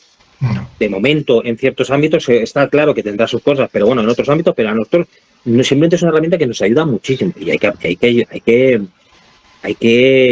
exprimirla, hay que aprender de ella y hay que exprimirla. Efectivamente, a veces hemos pasado de, pues en vez de tener la 9 milímetros a tener la IA, pues sí, porque, repito, como el 90% de nuestro trabajo realmente es planificación y prevención, pues tienes que utilizarlo. Va. Pues mira, vamos, una cosa que has dicho, lo iba a hablar un poco más adelante, pero lo vamos a meter ya, ¿no? Has dicho el tiempo me come, ¿no? ¿Cómo gestionáis el estrés? En un servicio de este tipo, ¿cómo gestionas el estrés y la toma de decisiones en un entorno que es dinámico, cansado por los horarios, por los viajes. ¿Cómo concilia todo eso con tu vida personal? Háblanos un poco sobre esto. Pues mira, para mí es una parte fundamental, es cómo, efectivamente, cómo estructuras el nivel de atención que tú tienes que tener. Si partimos de la realidad, y la realidad es que un escolta ejecutivo trabaja mínimo 14 a 16 horas, depende si hay cenas, no hay cenas, lo pongo en la agenda, es imposible en 14 a 16 horas, es imposible tener un nivel de atención de alerta de estar en rojo todo el rato. Es imposible. Entonces, es fundamental tener el conocimiento de en qué momento tú tienes que estar on fire, tienes que, es decir, pues lógicamente entradas, salidas de domicilio, rutas, incluso en rutas, depende qué tipo de rutas, no en una ruta estás al 100% atento, porque una ruta son 3 horas de camino, por ejemplo, no puedes ir 3 horas, no, es imposible, biológicamente es imposible estar 3 horas súper pendiente de todo, pero como has hecho un trabajo previo de análisis de esa ruta, sabes qué momentos son más complicados, o qué momentos, entonces tú sabes en qué momento te tienes que poner a un 100% y en qué momento puedes bajar a un 60%. Porque es fundamental para que tú puedas llegar al final de la jornada en condiciones. Porque si tú te encebollas y te emparanoias y dices desde primera hora de la mañana hasta las 3 de la tarde quieres estar con los ojos así, es imposible. O sea, es imposible porque caes. Entonces es muy importante saber en qué momento tú tienes que estar a un 100% y en qué momento tienes que estar a un 60%. Lo que no puedes hacer es estar a un 0%, porque en ese momento, en un 0% de atención, cuando de repente se te obligue a subir a un 100, no puedes. Porque si ocurre algo, cuando estamos hablando de ocurrir algo, no estamos hablando de que quieran venir a secuestrar a un protegido, simplemente cualquier alteración de la agenda, de cualquier cosa que no te guste, ya te implica que subes el nivel de atención. Si tú estás en un 0, subir a un 100 es imposible, pero tú estás en un 60, un 40 de tu atención, de estás pendiente, ahí sí puedes subir a un 100 rápidamente, pero no te desgastas, y eso es fundamental. ¿Hay tiempos de descanso? Por supuesto. El día a día, en esas 16 horas siempre hay muchas horas de oficina, muchas, y en esas horas de oficina nos hacemos dividir desde descansar, porque todo si has trabajado al día siguiente, trabajas al día siguiente, duermes poco y hay que descansar, hay que entrenar. Yo intento, todos tenemos la motivación personal de todos y luego de equipos que entrenamos, se intenta entrenar siempre que se puede, y luego hay que hacer trabajo, porque luego hay pues que hay que hacer previas normalmente, ¿verdad? Ese día a lo mejor no tenemos nada en la agenda, pero mañana sí he pasado así, y ese día hay que hacer unas previas para ir a ver una cosa o otra. Entonces, ahí es donde viene un poco el bajar el ritmo y el descansar en esos momentos. Y luego es fundamental sacar el estrés en algún lado. Por ejemplo, nosotros estamos entrenando. ¿Tenéis un sitio para entrenar allí? Nosotros tenemos la inmensa suerte de que tenemos un pequeño, además te invito cuando quieras y que lo vengas a ver. Porque además, lo digo, tenemos suerte de trabajamos con una corporación que tenemos un simulador de tiro, que tenemos, ya te digo, que este gimnasio que nos han montado hace poco, donde hay parte física, y tenemos un tatami, es como el pequeño, además puse las normas de unas normas para entrar al gimnasio y para mí es nuestro dojo y es donde yo ya no solo la parte física, sino tenemos 2 sacos y yo el momento ya que, mira, tengo ahora 2 horas libres, ya sé lo que voy a hacer. Me bajo al saco, me desfogo y físicamente me viene muy bien, pero sobre todo en mi cabeza. Entonces luego digo que esos momentos de entrenar en el gimnasio son maravillosos. Haces equipo, sacas las mierdas que tengas, tu cabeza en ese momento se evade y dices, ahora estoy a esto, y bueno, se quedan por agenda, el jefe no va a salir, se quedan 2 compañeros pendientes, pero el resto estamos entrenando. Luego los otros entrenarán después, ¿no? Luego turnando en función a la agenda. Qué bueno, la verdad es que eso lo he escuchado pocas veces.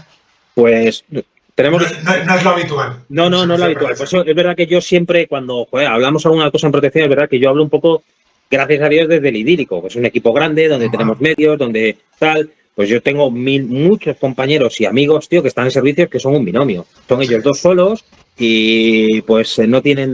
Para ir a entrenar, se las ven y se las desean.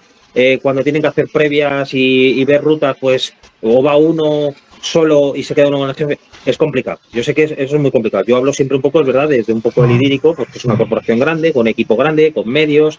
Entonces, bueno, así es. Yo entiendo que así es relativamente fácil. Luego tienes un meollo, porque al final cuanto más grandes eres, más gente, más problemas personales, los tienes que meter ahí y hay que trabajarlos con ellos, ¿no? pero es fundamental. Y luego, yo, por ejemplo, que como hago ahora las dos partes, la parte más de gestión y la parte operativa, yo físicamente, de hecho, no me he trasladado a los servicios. Yo sigo en el cuarto de mis compañeros. Tengo mi mesa, donde yo estoy con el ordenador y trabajo. No quiero intentar separarme de ellos. Porque el cuarto, yo una vez entro en el cuarto nuestro, como aquí puedo decir que me cago en tu puta madre, aquí le puedo pegar 2 puñetazos a la taquilla y se queda ahí y no hay problema, ¿sabes? Porque es nuestro, al final, nos tiramos muchísimas, más de un día y 2 hemos tenido que dormir ahí. Que tenemos los horarios, hemos tenido que dormir, porque si la agenda hemos terminado a la 1 de la mañana y al día siguiente me toca trabajar, porque por cuadrante ha tocado así, y tengo que estar a las 6, pues no me voy a mi casa. Me quedo ahí, tengo una ducha, tengo ropa y me quedo. Entonces, gestionar el estrés es fundamental para no fundirte, Y el estrés es desde la parte diaria a la parte más amplia, como es tú miras un cuadrante anual, con tantos viajes como tenemos nosotros, tantas horas, tantos desplazamientos, pues tienes que ir estructurando la carga de trabajo a cada compañero. Yo, por ejemplo, tengo suerte que nosotros en el equipo somos muy heterogéneos y todos podemos hacer eso. Mañana sale un viaje, me da igual que vaya un compañero o que vaya otro, porque lo van a hacer perfectamente. Entonces, eso me permite poder equilibrar la carga de trabajo mensual, porque si tenemos este mes tenemos 4 viajes, pues no tengo que cargar a 3 tíos y los otros no. Tú y tú vas a este viaje, al siguiente vas tú y tú, al siguiente vais los otros. Entonces, en la medida de lo posible, claro, se va... Porque además entiendo que una de tus funciones también está en medir el impacto en la vida personal de tus compañeros, ¿no? El decir, oye, es que tenéis que conciliar con la familia, es necesario descansar fuera del trabajo. ¿Eso como es fácil? Entiendo que no, en un servicio tan exigente. Es muy complicado. Dentro del servicio, como te digo, tenemos 4 equipos y incluso dentro de los 4 equipos hay, digamos, 2 subequipos. Por ejemplo, los domicilios, los servicios estáticos son mucho más fáciles, sí, porque ellos tienen un cuadrante anual, se les pone un cuadrante anual y no se les toca prácticamente casi nunca. 3 veces al año, 4, porque hay un evento y necesitamos reforzar y tal, pero si no, es raro.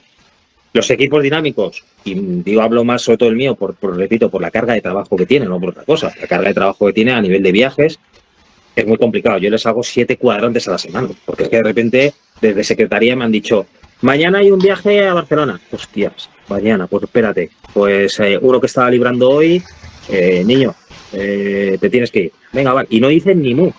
Porque, o sea, te digo que tengo la inmensa suerte de tener un equipo que no es que sea solo profesional, sino que personalmente son maravillosos, de verdad, o sea, son la leche.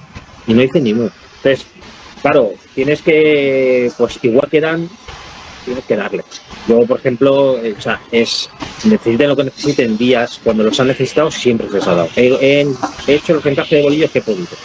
Es verdad que en mi caso es un poco raro de que yo doy un 200%, pero no por nada, sino porque yo no tengo familia.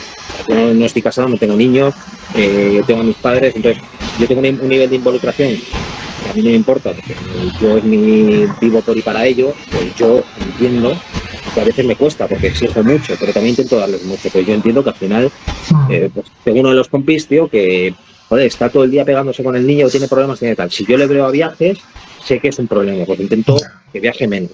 El otro tiene un problema a lo mejor con el padre, el otro... Entonces intentas hacer esos encajes de bolillos para que igual que dan todo lo que puedan dar, que dan el máximo, puedan tener.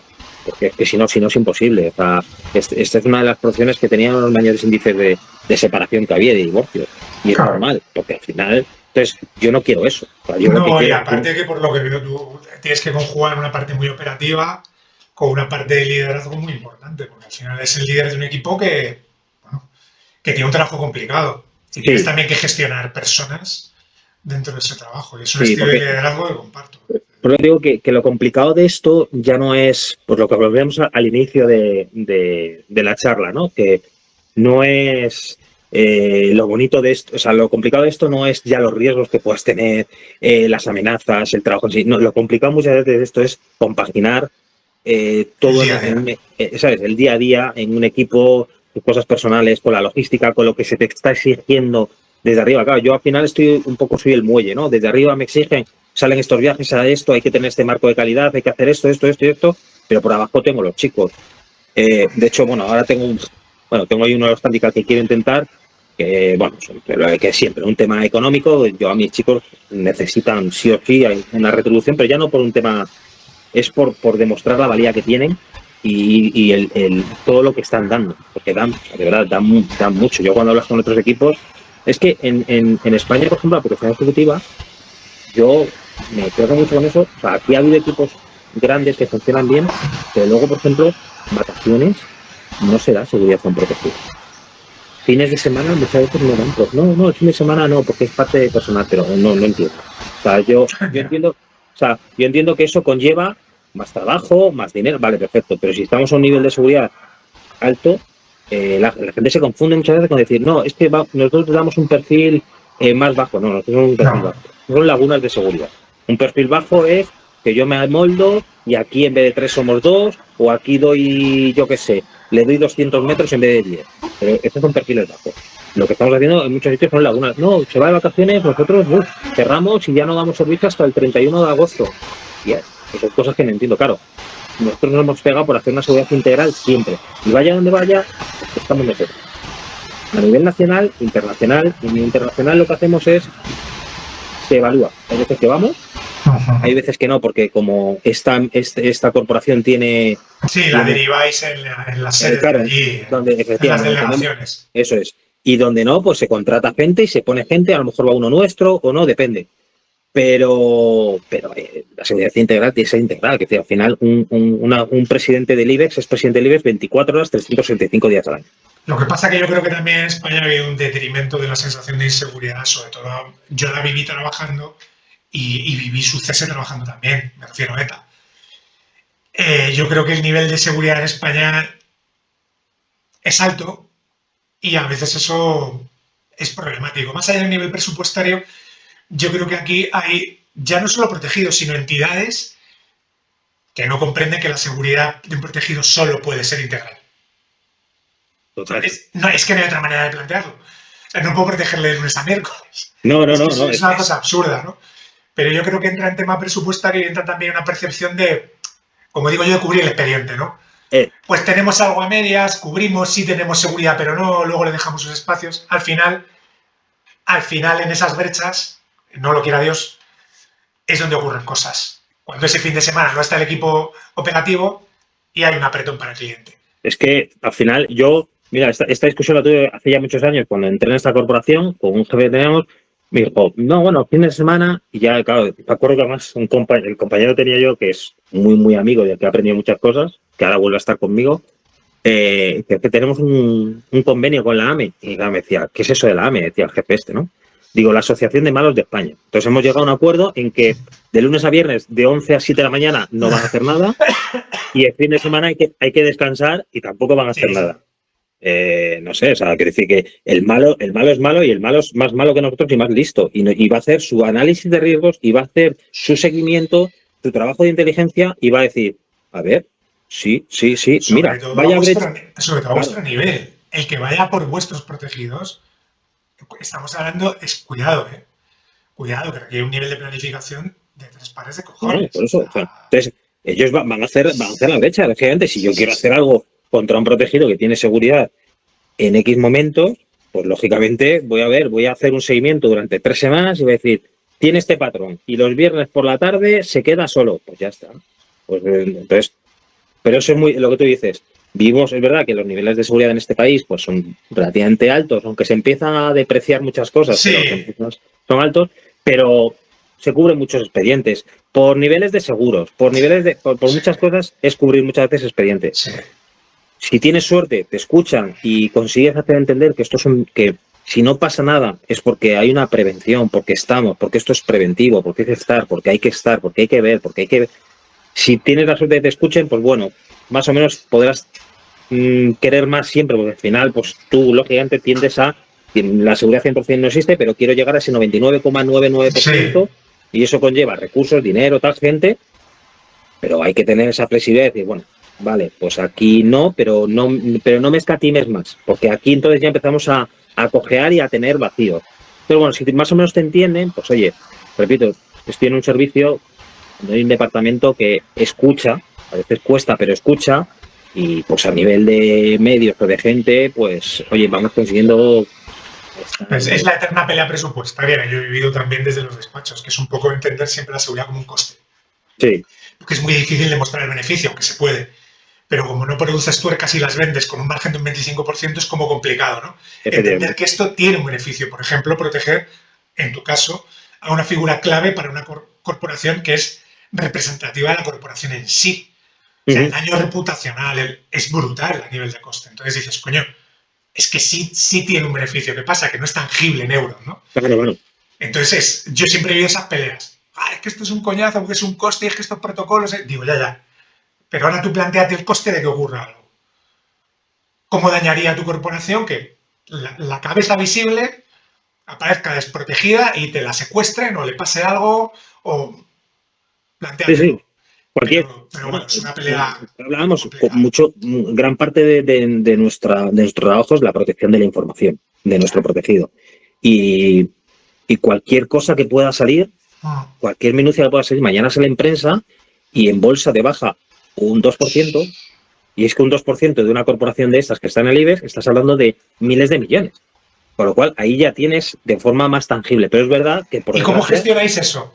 Por ejemplo, ¿cómo protegéis al protegido de sí mismo a nivel de, que entiendo que en tu caso a lo mejor no es necesario, de redes sociales, de tenéis una escolta digital, por decirlo de alguna Bueno, manera? te digo que en el departamento hay un área que se dedica a, tiene esas tareas, esas funciones. No lleva mucho tiempo, porque de hecho una cosa que nosotros detectamos, porque dentro, o sea, una de las cosas que haces de forma instintiva y que es parte tuya es bucear y sacar toda la información posible que haya de tu protegido para ver qué hay, qué está saliendo. Primero, porque es información que tú necesitas para analizar, y segundo, porque vas viendo cosas que no te gustan o no.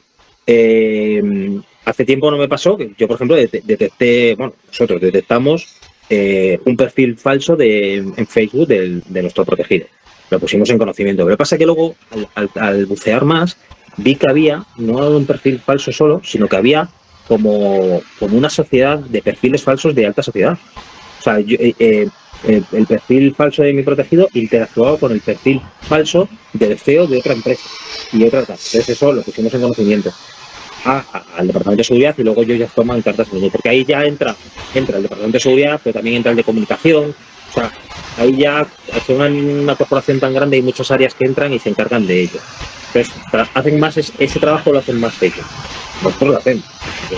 Repito, siempre lo haces a tu escala, lo haces, lo que tú detectas que no te gusta o que dices esto me parece raro o esto es mosqueante, lo trasladas. Luego hay veces que ellos te trasladan, oye, que sepáis, bueno, en los años había en Telegram un aviso de que estaban buscando información de nuestro protegido, un periodista X.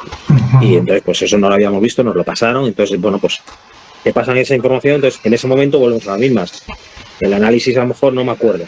Si en ese momento lo habíamos hecho hacía 2 meses, pues ya cambia. Porque ahora sale esta amenaza. Entonces, te refuerzas pues eso, en hacer muchas avanzadas, muchas cosas, que no quieres prensa, no quieres que te pillen en ciertos renuncios en ciertos momentos, y mucho hincapié en eso, ¿no? Sobre todo domicilio, sede, ciertos sitios muy sensibles. Entonces, ahí, con respecto a toda esa información, la analizas y tu parte operativa, lógicamente, se adapta a la información que has tenido. Claro. Y además que luego entiendo que la protección digital va en paralelo a la física, ¿no? Porque al final los protegidos acaban teniendo una especie de avatar en redes. A Total. nivel de noticias, de exposición, lo sabrá que no quieran y lo sabrá que tengan Instagram, Twitter y... Sí, en nuestro caso final, pues ya digo, todo eso se lo lleva el Departamento de Comunicación. Todo el Departamento de Comunicación es el que está muy pendiente de eso y es el que lleva sus propias redes y el que va detectando cosas que, oye, que van saliendo, que a lo mejor pues que son falsas o que son peligrosas o que no gustan, y son las que nos van pasando. Pero es muy, muy importante, o sea, hoy en día, para una empresa del IBEX o en protección ejecutiva, la protección de la información es Crucial. un porcentaje súper elevado. Sí, una protección 360. Yo hace poco en mi empresa lo hablaba, ¿no?, con unos compañeros. Creo que es uno de los futuros también de la protección, lo que yo me lo llamo así por lógica, ¿no?, del lenguaje castellano. Escolta digital. O sea, es que al final vivimos, como decíamos, de la IA, ¿no? Vivimos en la sociedad en la que vivimos. Y la información en redes es crucial y hay que tener cuidado con eso. A nivel de las escoltas, que íbamos avanzando un poquito, has hablado de que entrenáis, de formación. Vamos a entrar un poquito más en la formación. La formación imprescindible, lo que tú consideras básico para una escolta que quiera vamos a pensar que nos está escuchando gente que le gusta, ¿no? Que quiera decir, oye, joder, pues yo estoy en seguridad privada, ¿cuál es la formación imprescindible? ¿Qué son los no Bueno, negociables, ¿no? Que digo yo. sí, pues mira, es otra pregunta muy recurrente, gente que quiere empezar en esto, ¿no? Y hay mucha gente además que te dice, oye, mira, he visto un curso, me quiero ir a Polonia, me quiero ir a, no sé, vale. Entonces, yo siempre, claro, siempre digo lo mismo, digo, vamos a ver, primero márcate un objetivo, ¿qué es lo que quieres? ¿Tú quieres hacer protección en alto riesgo fuera? No te digo que no. Entonces, tus recursos, llévalos ahí. No estoy diciendo que esa formación sea mala, ni mucho menos. Estoy diciendo que al final, como tenemos un tiempo limitado y unos recursos económicos limitados, hay que saber cómo gestionarlo. Si tu enfoque es que quieres hacer protección en España, que es protección, la gran mayoría es protección ejecutiva, o artistas y otro tipo de protecciones, ¿no? Pero bueno, en protección ejecutiva y que te quieres enfocar a esto, entonces haz formación que te sirva de verdad, ¿vale? Y que le vayas, que tu dinero esté invertido en una formación que te vaya a servir aquí. ¿Qué básicos para mí son importantes? Si vamos desde la parte operativa, esta parte más de reacción que hemos hablado, pues hablábamos de lo que antes te contaba, ¿no? Ese área 42, donde pues tengas una formación en conducción, porque la conducción es un 60-70% de nuestro trabajo, estamos en la calle todo el día, con vehículos, traslados, y es muy importante. Entonces, una formación en conducción importante. Cuando digo formación en conducción, no tiene por qué ser los antiguos cursos de conducción evasiva, donde se hacía en la California, no. O sea, lo que quiero es que un tío tenga un dominio de un vehículo de 2.500 kilos suficiente. Conducción Bien, de seguridad, adecuado. que sepa trazar una curva. Efectivamente. O sea, me importa más, enfoco más a una conducción deportiva casi que a una conducción antigua de las de seguridad, ¿sabes? Es decir, simplemente que si el coche se te va adelante o se te va atrás, porque mañana vas a 160 con lluvia y un coche, yo como les digo, ¿te subvira o te sobrevira? ¿Eso qué? Pues vamos a empezar con eso. Vamos a Y eso empezar por eso. y eso es lo que quiero, que tengas un dominio del vehículo adecuado. Sumado al vehículo adecuado es sumado o sea, un dominio del entorno, o sea, del conocimiento. Si trabajas en Madrid tienes que yo han venido chavales nuevos que son de fuera. Digo, vale, perfecto, tendrás que tener un periodo de adaptación, pero cógete un plan.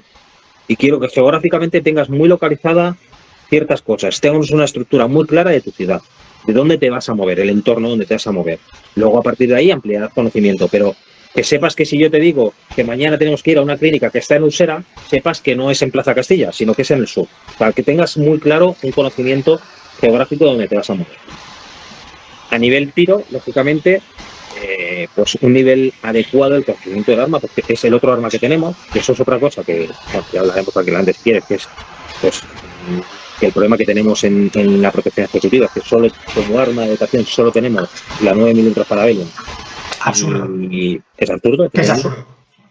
Pero como es el arma que tenemos, lo que quiero es primero algo básico, es un dominio en seguridad del arma. No quiero un problema. El otro día ya le dije a un compañero de los que entró nuevo, y esto puede sonar un poco bestia, pero es que se lo dije 3 veces. No. Dije, como te voy a ver con el dedo dentro del disparador, te doy un tortazo. Claro, se quedó un poco, es que no admito, o sea, esas cosas ya no las admito, ¿vale? Entonces, partiendo de una base de seguridad con el arma. Nada más, de momento. Luego ya, lógicamente, les enfoco mucho en el trabajo en seco, porque luego aquí con el tema de la formación de tiro se viene muy arriba, que está muy bien, hay que hacer mucha formación, pero haz trabajo en seco, ten un dominio de tu arma completo, enfundes, desenfundes, saber cómo la llevas, ¿sabes? Muy básico en eso. Está muy básico, que no es tan básico. No. Es que, por ejemplo, en escolta el trabajo en seco es básico por el desenfunde de paisano. No es lo mismo tener que apartar tela que no tener que apartarla. No, y entiendo que trabajáis en una condición 3 normalmente. Pues no es lo mismo tener que quitar tela, coger tu arma, montar el arma. El trabajo en seco es maravilloso. Efectivamente. No corres ningún riesgo y oye. Operativamente, bueno, conducción, defensa, volvemos a la misma. Yo, pues, un básico a nivel de defensa, me da igual lo que hayas hecho en tu vida. Hay gente que viene del boxeo, hay gente que ha hecho craft, hay gente que, pues, yo ahora estoy haciendo mucho MMA con mi hermano, adaptado a, ¿no? Entonces, me da igual. Al final, quiero decir, que tú en la calle sepas defenderte y puedas defender a un protegido, ¿vale? En función a lo que tu experiencia, tu formación y lo que hayas llevado, pero un mínimo en condiciones. Pasamos a la parte de sanidad, pues por lo mismo, un básico mínimo de primeros auxilios, utilización de un DESA y control de hemorragia. por lo menos un básico en control de hemorragias, no es titular, pero ya está. O sea, todo lo que vaya de ahí para arriba, perfecto, pero un mínimo con respecto a eso. Y luego, es más, todo esto son formaciones que tienen que ser reciclables, lógicamente. Sí. No me vale que al final, no, si yo hice un curso de tiro, hice un curso de inducción o hice un curso de control de hemorragias hace 6 años, ya, pues bien, hay que tener un reciclaje anual porque las cosas cambian, porque las cosas hay que hacerlas, hay que entrenarlas. Protocolo, en el sentido, como te decía antes, te mueves en unas esferas sociales altas y tienes que pasar desapercibido. Para pasar desapercibido tienes que tener un conocimiento de cómo tienes que estar, dónde tienes que estar, a quién tienes que hablar. ¿Y el protocolo tú crees realmente que se puede aprender fuera de un servicio? ¿Se puede ir aprendido?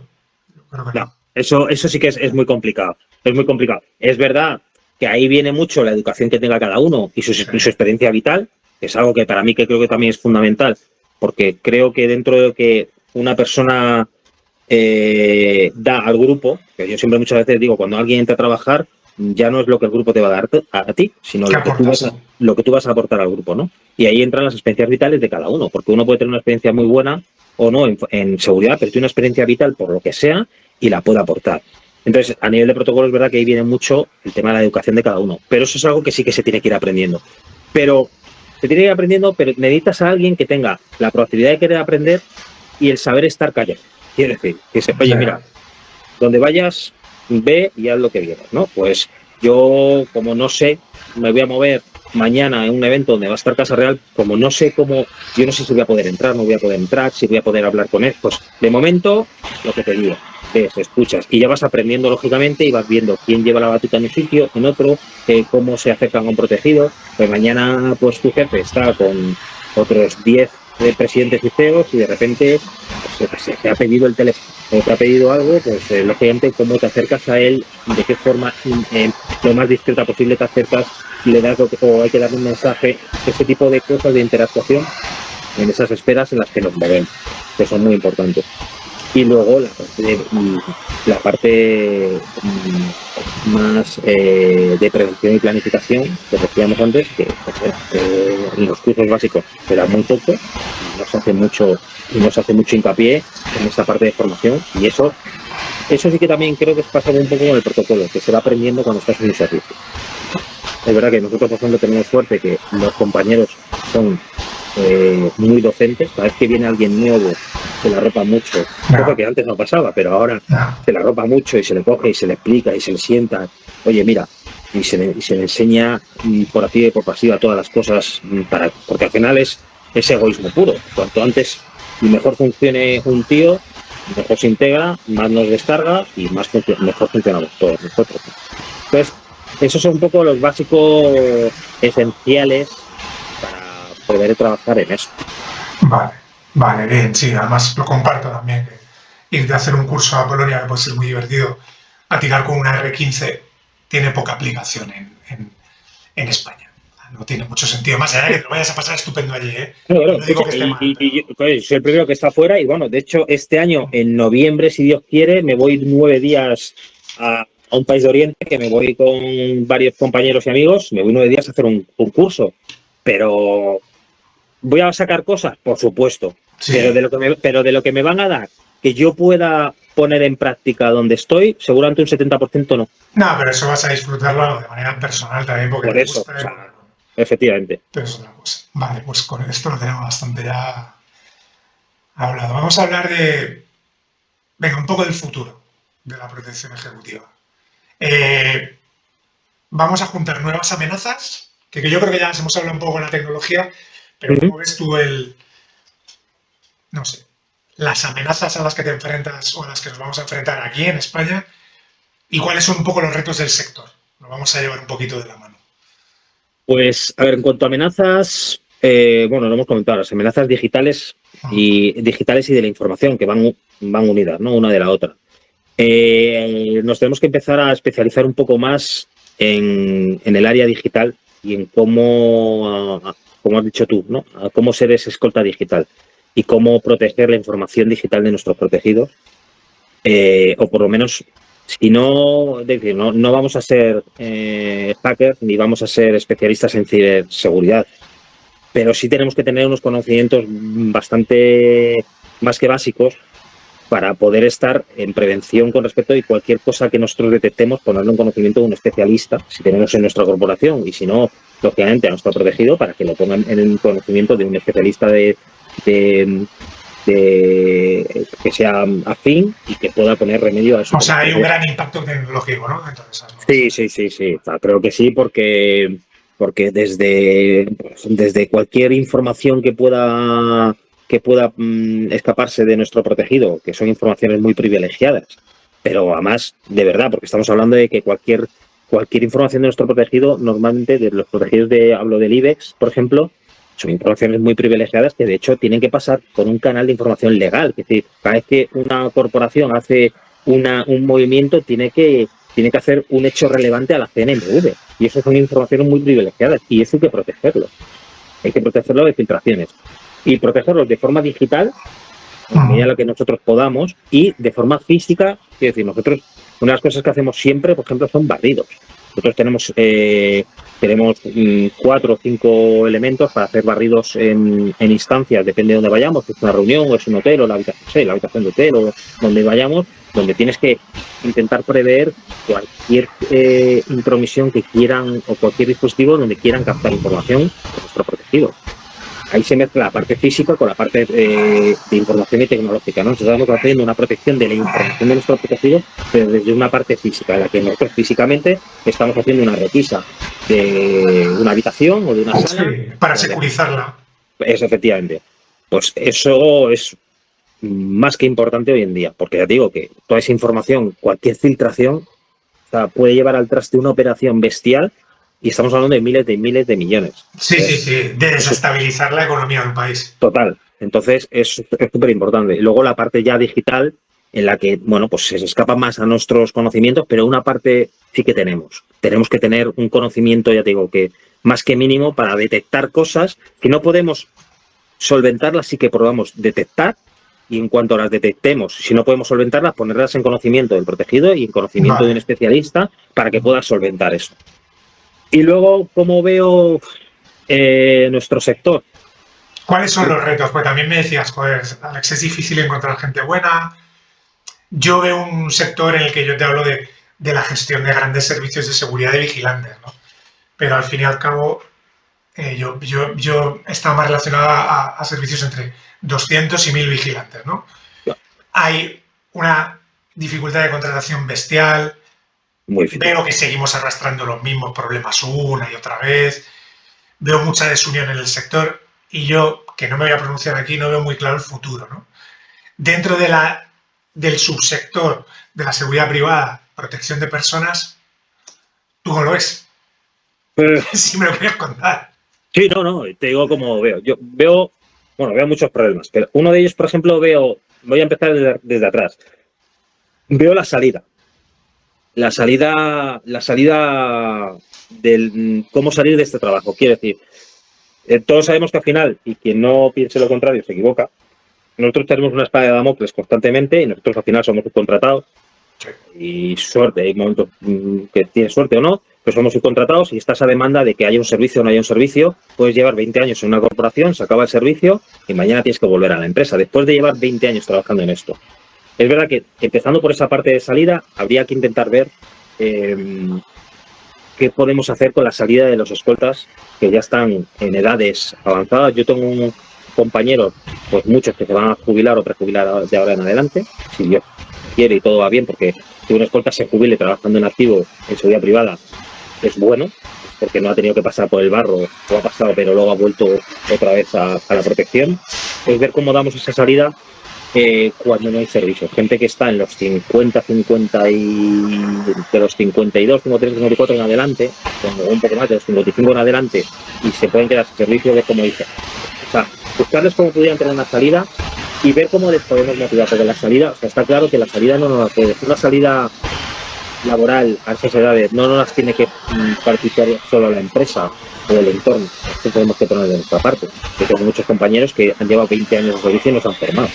Pues claro, ¿qué es lo que espera? No, es que tu CV lo valida que llevas 20 años de experiencia en el servicio. Y eso no vale y no vale para nada. Yeah. O sea, desde un básico a sacarte un curso de director de seguridad y sácate una formación específica para que luego puedas tener una salida laboral un poco acorde a los 20 años que has tenido de experiencia. Eso es una parte, pero esa parte, ya digo, tiene que ser un poco en conjunto, de que las empresas o la sociedad o el sector busque cómo poder darle una salida a esos escoltas que se van a quedar ya sin servicio y después de 20 años, pero cómo motivarles a que, oye, fórmate para que dentro de X años, cuando tengas que salir del servicio, puedas salir a un marco laboral más acorde a tu experiencia, ¿no? En ese sentido. Por la otra parte, la gente que está entrando o la gente que necesitamos, pues el relevo generacional es muy malo, no hay. O sea, es verdad que en protección no hay grandes vacantes, yo creo que se va a estabilizar, ¿no? Efectivamente, venimos desde hace 10 o hace 15 años donde, pues, debido a la problemática que tenemos con ETA, en el País Vasco había 4 o 5 mil vigilantes, personas sueltas, se reduce todo, las empresas del IBEX han ido reduciendo, pero yo creo que ya hemos llegado a un momento donde la protección ejecutiva se estabiliza. O sea, puede haber un poco más, un poco menos, porque de repente pues hay cambios. Sí, pero ya los servicios se mantienen en el tiempo. Pero ya los servicios más o menos se mantienen y pues al final las primeras líneas del IBEX siempre van a tener protección, más, menos, pero van a tener y eso se va a mantener. Entonces, numéricamente no es grande, pero eso se va a mantener siempre. ¿Qué es lo que pasa? Que hay una masa laboral muy alta de edad, muy grande y muy alta de edad. La mayoría de los compañeros están de 50 a 55 para arriba. Entonces, el relevo generacional es muy difícil porque venimos, lo que nos está pasando en todos los sectores, la gente se acomoda, la gente busca mucha comodidad. Y la gente cuando tú le dices que esto es o sea, ya entrar en seguridad privada, como la motivación económica no es enorme, que el respaldo jurídico no es enorme y la disposición sí tiene que ser enorme. Sí, no es un sector atractivo de entrada. No es un sector atractivo de entrada. Pero claro, si tú a eso ya le implicas a que este sector, la protección, conlleva una disponibilidad mayor aún, que normalmente se paga. Lo que pasa es que no se paga seguramente lo que la gente espera. La gente espera decir, no, yo quiero ocurrir de escolta, me van a pagar 4.000 euros. No, chicos, no, esto no se paga así.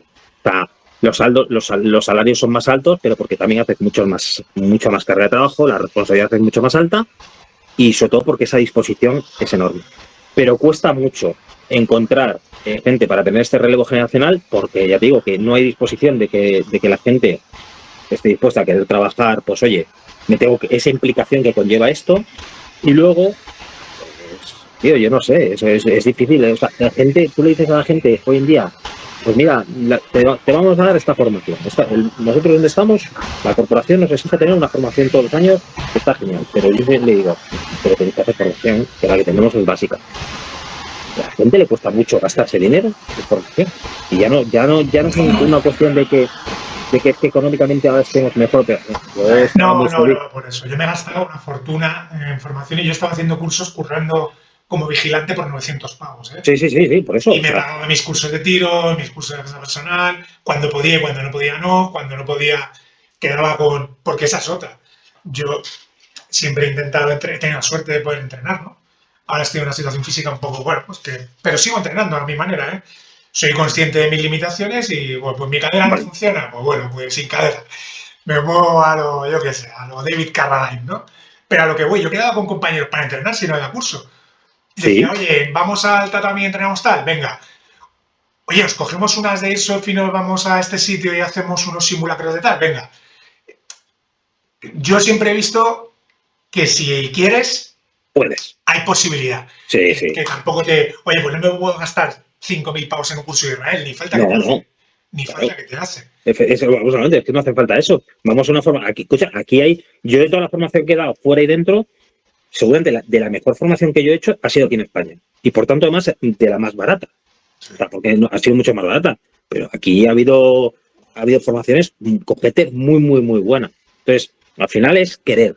Sí. Pero partimos de la base de que tú quieras realmente, que te apetezca trabajar en esto. O sea, que la gente no tiene que ver en esto, volvemos al inicio de la conversación, es, hostia, yo es que quiero, lo que me ha pasado, o sea, yo uno de los que ha entrado nuevo, pues lo tuve que decir, que, tío, esto no es para que te veas con el traje y te pases por los vigilantes y digas, yo es que ahora estoy currando de escolta, que no, tío, que no. O sea, vamos a ver, que esto es otra cosa totalmente contraria, ¿sabes? Entonces tienes que tener las ganas y que te permite el querer trabajar y vivir de esto, de verdad. ¿Sabes? Es muy difícil, es muy difícil. Es ¿Y muy difícil. cómo atraerlo? Si ya la base, o sea, la base realmente nuestra, que es la entrada de seguridad privada, ya es complicada, Sí. pues es muy difícil, tío. Yo los retos los veo muy difícil, porque encima, claro, pues lo que siempre, estamos en el meollo de un triángulo donde está la legislación por un lado, que es seguridad privada, las empresas por otro lado y el cliente por Y otro el lado. cliente.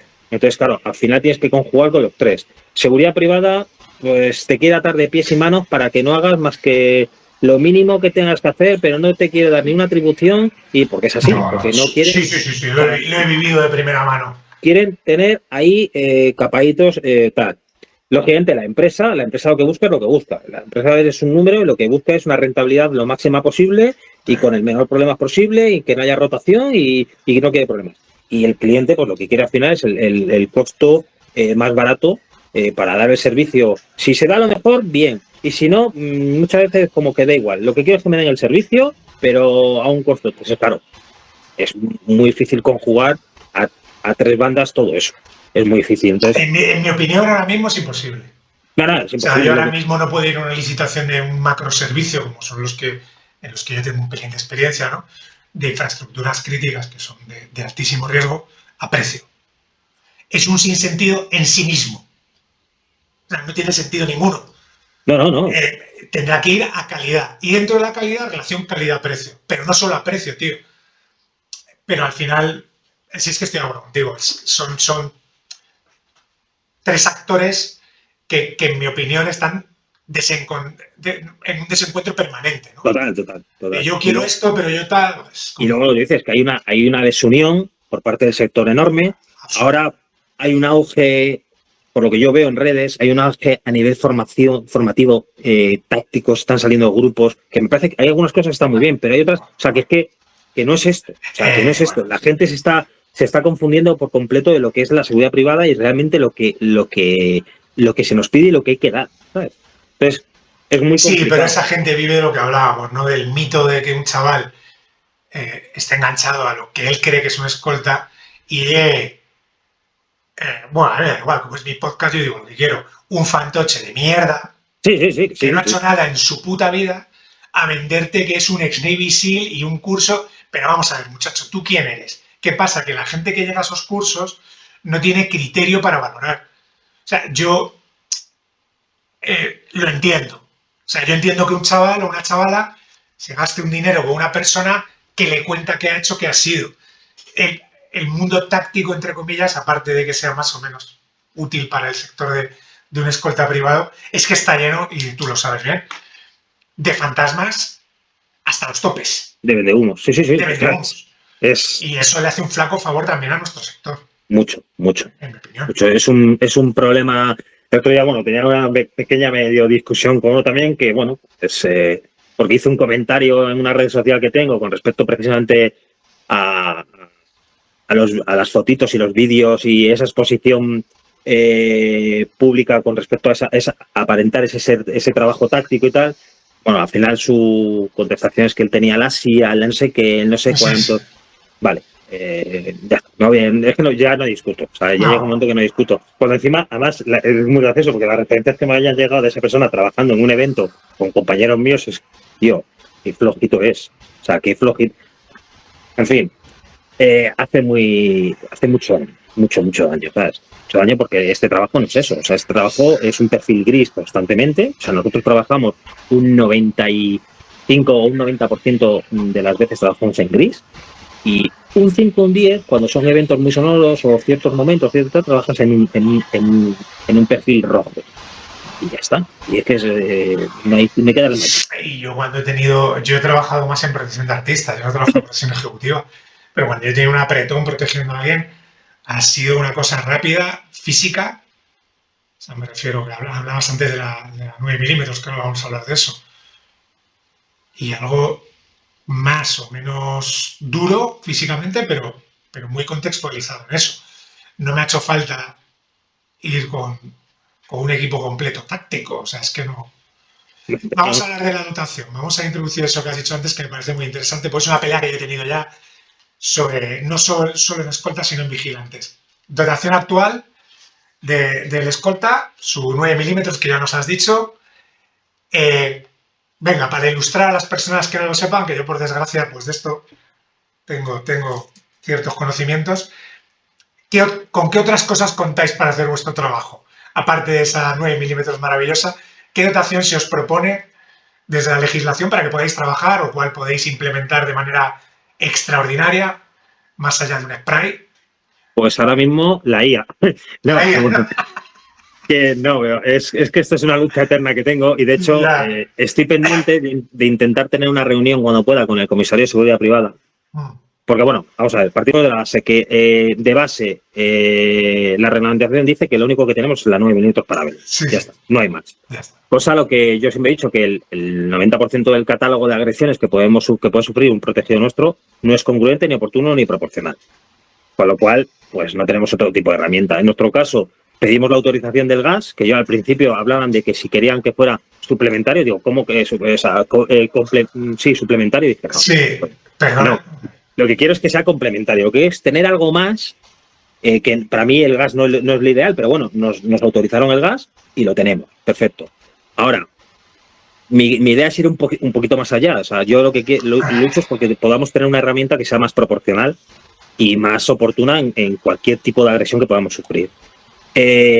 Las variantes que hay, bueno, yo las propuestas que quiero hacerle al comisario y las quiero hacer todas basadas en un informe médico y jurídico, ¿de acuerdo? Y operativo, para que haya un informe, es desde el taser, ¿de acuerdo? El bastón extensible y la pistola de cañera, ¿vale? Es decir, plantear 3 posibilidades para que luego elijan y ver si en alguno de los 3 casos nos pueden dar la autorización para algo. Que curiosamente, que es una pelea que yo he tenido también, frente a una 9 milímetros te está refiriendo siempre a elementos de baja letalidad, pero de máxima operatividad.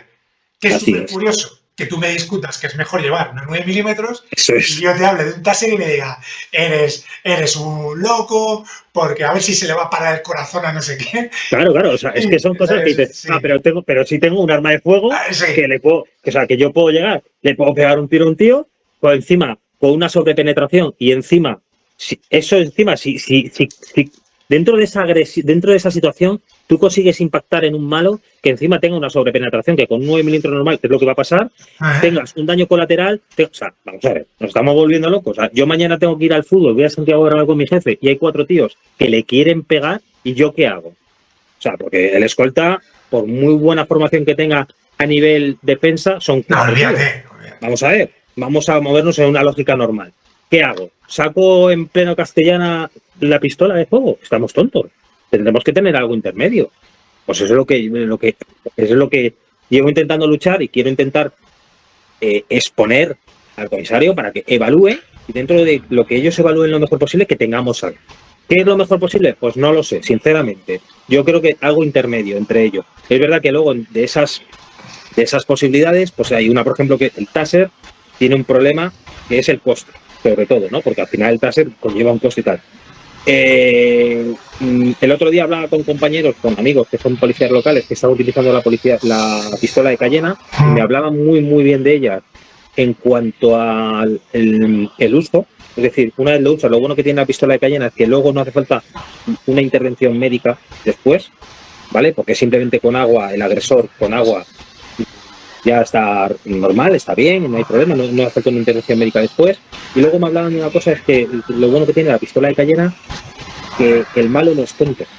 Y el malo, si tú usas, el malo cuando tú usas un arma de fuego, bueno, hablo de esta experiencia, digo, la experiencia que me pasa, la policía, es que quien más ha tenido estas intervenciones, ¿no? Que cuando tú tienes una intervención, el malo sabe que con el arma de fuego es muy difícil que tú hagas uso de ella. Muy, muy difícil. Entonces, que depongan su actitud, muchas veces, incluso con el arma de fuego, es complicado. Ahora, con la pistola de Cayena, el malo sabe que tú sí lo vas a utilizar. Entonces, sí depone su actitud. Porque sabe que le vas a pegar con la pistola de Cayena. Sí, igual que con el taser también. Igual que con el taser. Es que al final, es que no puedo estar más de acuerdo. Yo son discusiones que he tenido y a mí siempre se me han dado unos argumentos en infraestructuras críticas, en las zonas comunes, pues hablando un poco en línea con lo que tú decías, ¿no? Yo decía, bueno, si vuestra respuesta operativa de un agresor con cuchillo en una terminal del aeropuerto esté en una unidad de la UIP con un 556 o un 762, genial, estupendo. Con una determinada testada de personas. Vosotros sabéis mucho más que yo, desde luego. Pero, por ejemplo, a nivel de seguridad privada, un taser para inmovilizar o neutralizar a una persona con un cuchillo o un perro me parecía más operativo. Total. La negativa absoluta, ¿no? Cuando dices, pero ¿qué sentido tiene esto, no? Es que es. ¿Qué pasa? Que ahí yo creo que la ley de seguridad privada, del reglamento ni hablo, porque no sé si llegará, Ni está ni se lo espera. ni está ni se le espera, ¿no? Está absolutamente descontextualizada, desfasada. Total. Y creo realmente que el papel de... No sé, es que al final estamos todos en el mismo equipo, que es una cosa que me sorprende, ¿no? No sé, yo espero que tengas suerte, sinceramente. A ver, de momento, a ver si consigo, es decir, que quiero una reunión off the record con él, hablarle, explicarle, decirle, oye, mira, desde un punto de vista operativo nuestro, quiero que veas cuáles son nuestras inquietudes, nuestras necesidades, nos vemos así, abocados a que solo tenemos esto. Y las posibilidades que podemos tener en cualquier tipo de agresión, el arma de fuego no es proporcional. No. Necesitamos algo intermedio. Está claro que no va a ser algo, o sea, entiendo que no sea una herramienta en la que digas, venga, de forma genérica a todos, no, o sea, por servicio. Lógicamente, como se ha hecho con el gas, se estudia el servicio, se ve el planteamiento, oye, venga, sí, perfecto, previo a una formación, por supuesto, y estoy de acuerdo que sea una formación planificada y estructurada por Policía Nacional. En el caso del TASER, por ejemplo, ellos tienen un plan de formación para el uso del TASER, que además quien se lo ha dado, que son los de Axon, la mayoría son policías municipales de Madrid, que son los que llevan toda la formación de TASER. Pues nosotros sería acogernos a esa formación. Claro. Oye, y tú tienes en tu equipo, tienes 30, pues venga, de los 30 y 10 que los voy a formar en la formación del uso del TASER y, oye, operativamente, yo voy a tener un tío en el equipo con un TASER, ¿vale? Entonces, yo ya estoy mucho más tranquilo en ese sentido y más cubierto en que sé que mañana yo tengo que hacer ejercicio de fuerza proporcional y puedo utilizar, o sea, por lo que tú dices, me vienen 3 tíos a intentar agredir al jefe o me viene un tío con un cuchillo, yo estoy en vía pública y es que me la voy a ver y no la voy a desear. Entonces, joder, que fácil sería montarse encima dispositivo que hoy en día graba toda la intervención ya desde 5 o 10 segundos antes, que judicialmente se explica mucho mejor, que no tiene una repercusión... Y que tiene capacidad de neutralización. Es que es una cosa que yo he discutido mucho. Al final, por desagradable que sea el término, hay que neutralizar al agresor. Será mejor no matarlo de 2 tiros, arriesgándome en el 4º y 5º tiro a matar a Francisco que sale de un bar, que esa es otra. Pero bueno, más allá de eso, necesito capacidad de neutralización. ¿Por qué hay tanto miedo a hablar de eso? Soy un escolta, protejo a esta persona y si viene un tío con un cuchillo, el TASER me da capacidad de neutralizar al agresor. Si vas a confiar en que yo soy cinturón negro, noveno dan de Cucuchumuchu, estupendo. Me van a apuñalar a mí y probablemente a mi protegido. Con el TASER no tengo una garantía del 100%, pero tengo una posibilidad de neutralizarlo, poner a mi protegido a salvo y además también preservar la vida del agresor. Claro, efectivamente. Es que nunca lo he podido entender, Borja. ¿Verdad? Pero bueno. Pues ya digo que es una lucha, que es una lucha un poco particular también, te digo, porque yo hablo con otros servicios y es que al final en muchos sitios no le dan... No sé, más da. Sí, es un poco, digo, ¿no? ¿Qué más da, no? Es que, claro, no pasa nada, ya que no pasa nada hasta que pase. Sí, y el día que pase quiero intentar tener la mayor capacidad de resolución con los menos problemas posibles. Sí, que además es tu trabajo, pero bueno, es curioso, es para lo que te pagan y... Porque yo esto me lo he encontrado mucho, ¿no? Palabras como... Hay mucho miedo con el lenguaje en este país últimamente, ¿no? Entonces tú en una reunión dices, bueno, pues eso, tenemos... ¿Cómo neutralizan? Hombre, Alejandro, digo, ¿qué? ¿Qué es así? ¿Qué? O sea, si un tío empieza a apuñalar gente en la Terminal 1 del aeropuerto de Madrid, habrá que neutralizarle. Claro. O sea, podemos charlar con él, intentar hacernos colegas y entender de dónde vienen sus patologías mentales. Pero mientras tanto, está apuñalando gente. Pero bueno, esa es otra peli. Bueno, para ir cerrando un poco, que primero encantado de hablar contigo, pero luego es que es maravilloso hablar con profesionales, de verdad. Y de contextualizar las cosas no sé, en un entorno, joder, tan de conocimiento, macho, profundo de lo que se habla. Sí, al final lo que hay que darle es normalidad a esto, que pues hablábamos al principio, se desconoce mucho, se mitifica, Hollywood ha hecho mucho daño en muchas cosas Y al final hay que normalizar. Es un trabajo como otro cualquiera que requiere unas cualidades, una forma de trabajar, una disposición y tiene sus cosas buenas, cosas malas. Sí. Como cierre, si quisieras darle algún consejo a alguien que esté viendo esto y diga, hostia, me llama la atención este mundo, ¿cuál sería? ¿Alguien que quiera iniciarse o esté ya en seguridad privada o no lo esté? Que no desista, porque no voy a mentir, volvemos a lo de antes, hay muy pocos servicios. Esto es un mundo que se mueve por conocidos y quiero decir, yo diferencio mucho entre lo que es un conocido y lo que es un enchufe, ¿vale? Ya. Porque al final yo voy a intentar siempre meter gente conocida que responda profesionalmente y personalmente. Pero te tienes que mover, te tienes que hacer conocer. O sea, nadie va a llegar a tu casa y te va a decir, Paco, tengo un puesto de protección para ti, ¿te vienes? No, nadie, porque es imposible. Entonces, te tienes que mover, te tienes que dar a conocer, pero siempre con esa humildad e intentar seguir formándote, ¿sabes? Y esperar un poco a que... Es muy tedioso, porque es verdad que ves, a veces dices, pues yo lo he visto, en mi servicio pasa, ¿eh? Yo tengo gente en mi servicio y bueno, hay confianza que no la tendría. Sinceramente, no la tendría, pero bueno, no tengo la varita mágica ni la capacidad de decisión para hacer lo que se debería hacer. Pero hay veces que digo, tío, aquí tengo un tío que no valdré ni para esto y tengo gente por ahí que sí podría valer perfectamente, entonces, y quieren. Entonces es tedioso, es muy tedioso, pero que quiera, que se dé a conocer, que tenga paciencia y que siga trabajando, ¿sabes? Que siga trabajando, formándose en esas edades que hemos hablado antes, que se desarrolle y ya digo, que siga insistiendo. Yo muchas veces dicen, a ver, si me saco la respuesta, pero si es que curro no hay, es una tontería. Bueno, eso es porque realmente no te interesa y no quieres. O sea, yo siempre he dicho que al final esto es un billete de tren. Si el tren pasa y tengo el billete, lo cojo. Si el tren pasa y no tengo el billete, bueno, pues tú fórmate, búscate un objetivo claro, decir, yo quiero trabajar de esto, ¿vale? También hay que ser realista y ver tus cualidades si te lo permiten. Quiero decir, tío, si tú sabes que eres un tío que sabes estar en un sitio, que tienes capacidad de adaptación, que no te importa viajar, que no te importa echar horas y que quieres aprender, tienes claras las cosas, síguelo, persístelo y llegará el momento donde, además te digo que estamos en un relevo generacional de aquí a los 70 años y las escoltas se van a mantener en principio, con lo cual no va a haber muchas posibilidades, pero algo va a haber. Va a haber, hay introducción de gente nuevo poco a poco. Pues entonces, pues eso, tío, no desistir y darse a conocer. Y darse a conocer que no sea de la forma que hemos hablado hace 5 o 10 minutos. Es decir, me hago una foto en Instagram haciendo eso de puta madre, ¿qué tal? No. Darte a conocer, pues tío, esto empieza, pues me voy a eventos, oye, mañana hay la Junta General de Acción de un sitio y piden 5 o 6 tíos, pues voy para allá, que el jefe de servicios te conozca, te vea trabajar, que el responsable de ese servicio, de ese cliente, diga, hostia, si este chaval discreto, sabe trabajar, está, no pone pegas, de puta madre, dile, mañana hay un servicio, que venga. Y haces un esporádico, haces un tal. Entonces, bueno, poco a poco. Sí, totalmente de acuerdo, ir sembrando. Bueno, pues para no quitarte más tiempo vamos a ir cerrando. No. Yo agradeceros a todos los que veis el vídeo. Lo que os digo siempre, compartirles si os apetece, suscribiros. Veis que en la línea del podcast, aunque llevamos pocos, es la única línea que va a haber en el podcast, que es gente como Borja, trayectoria contrastada, profesionales de primer nivel, porque no me interesan otras cosas.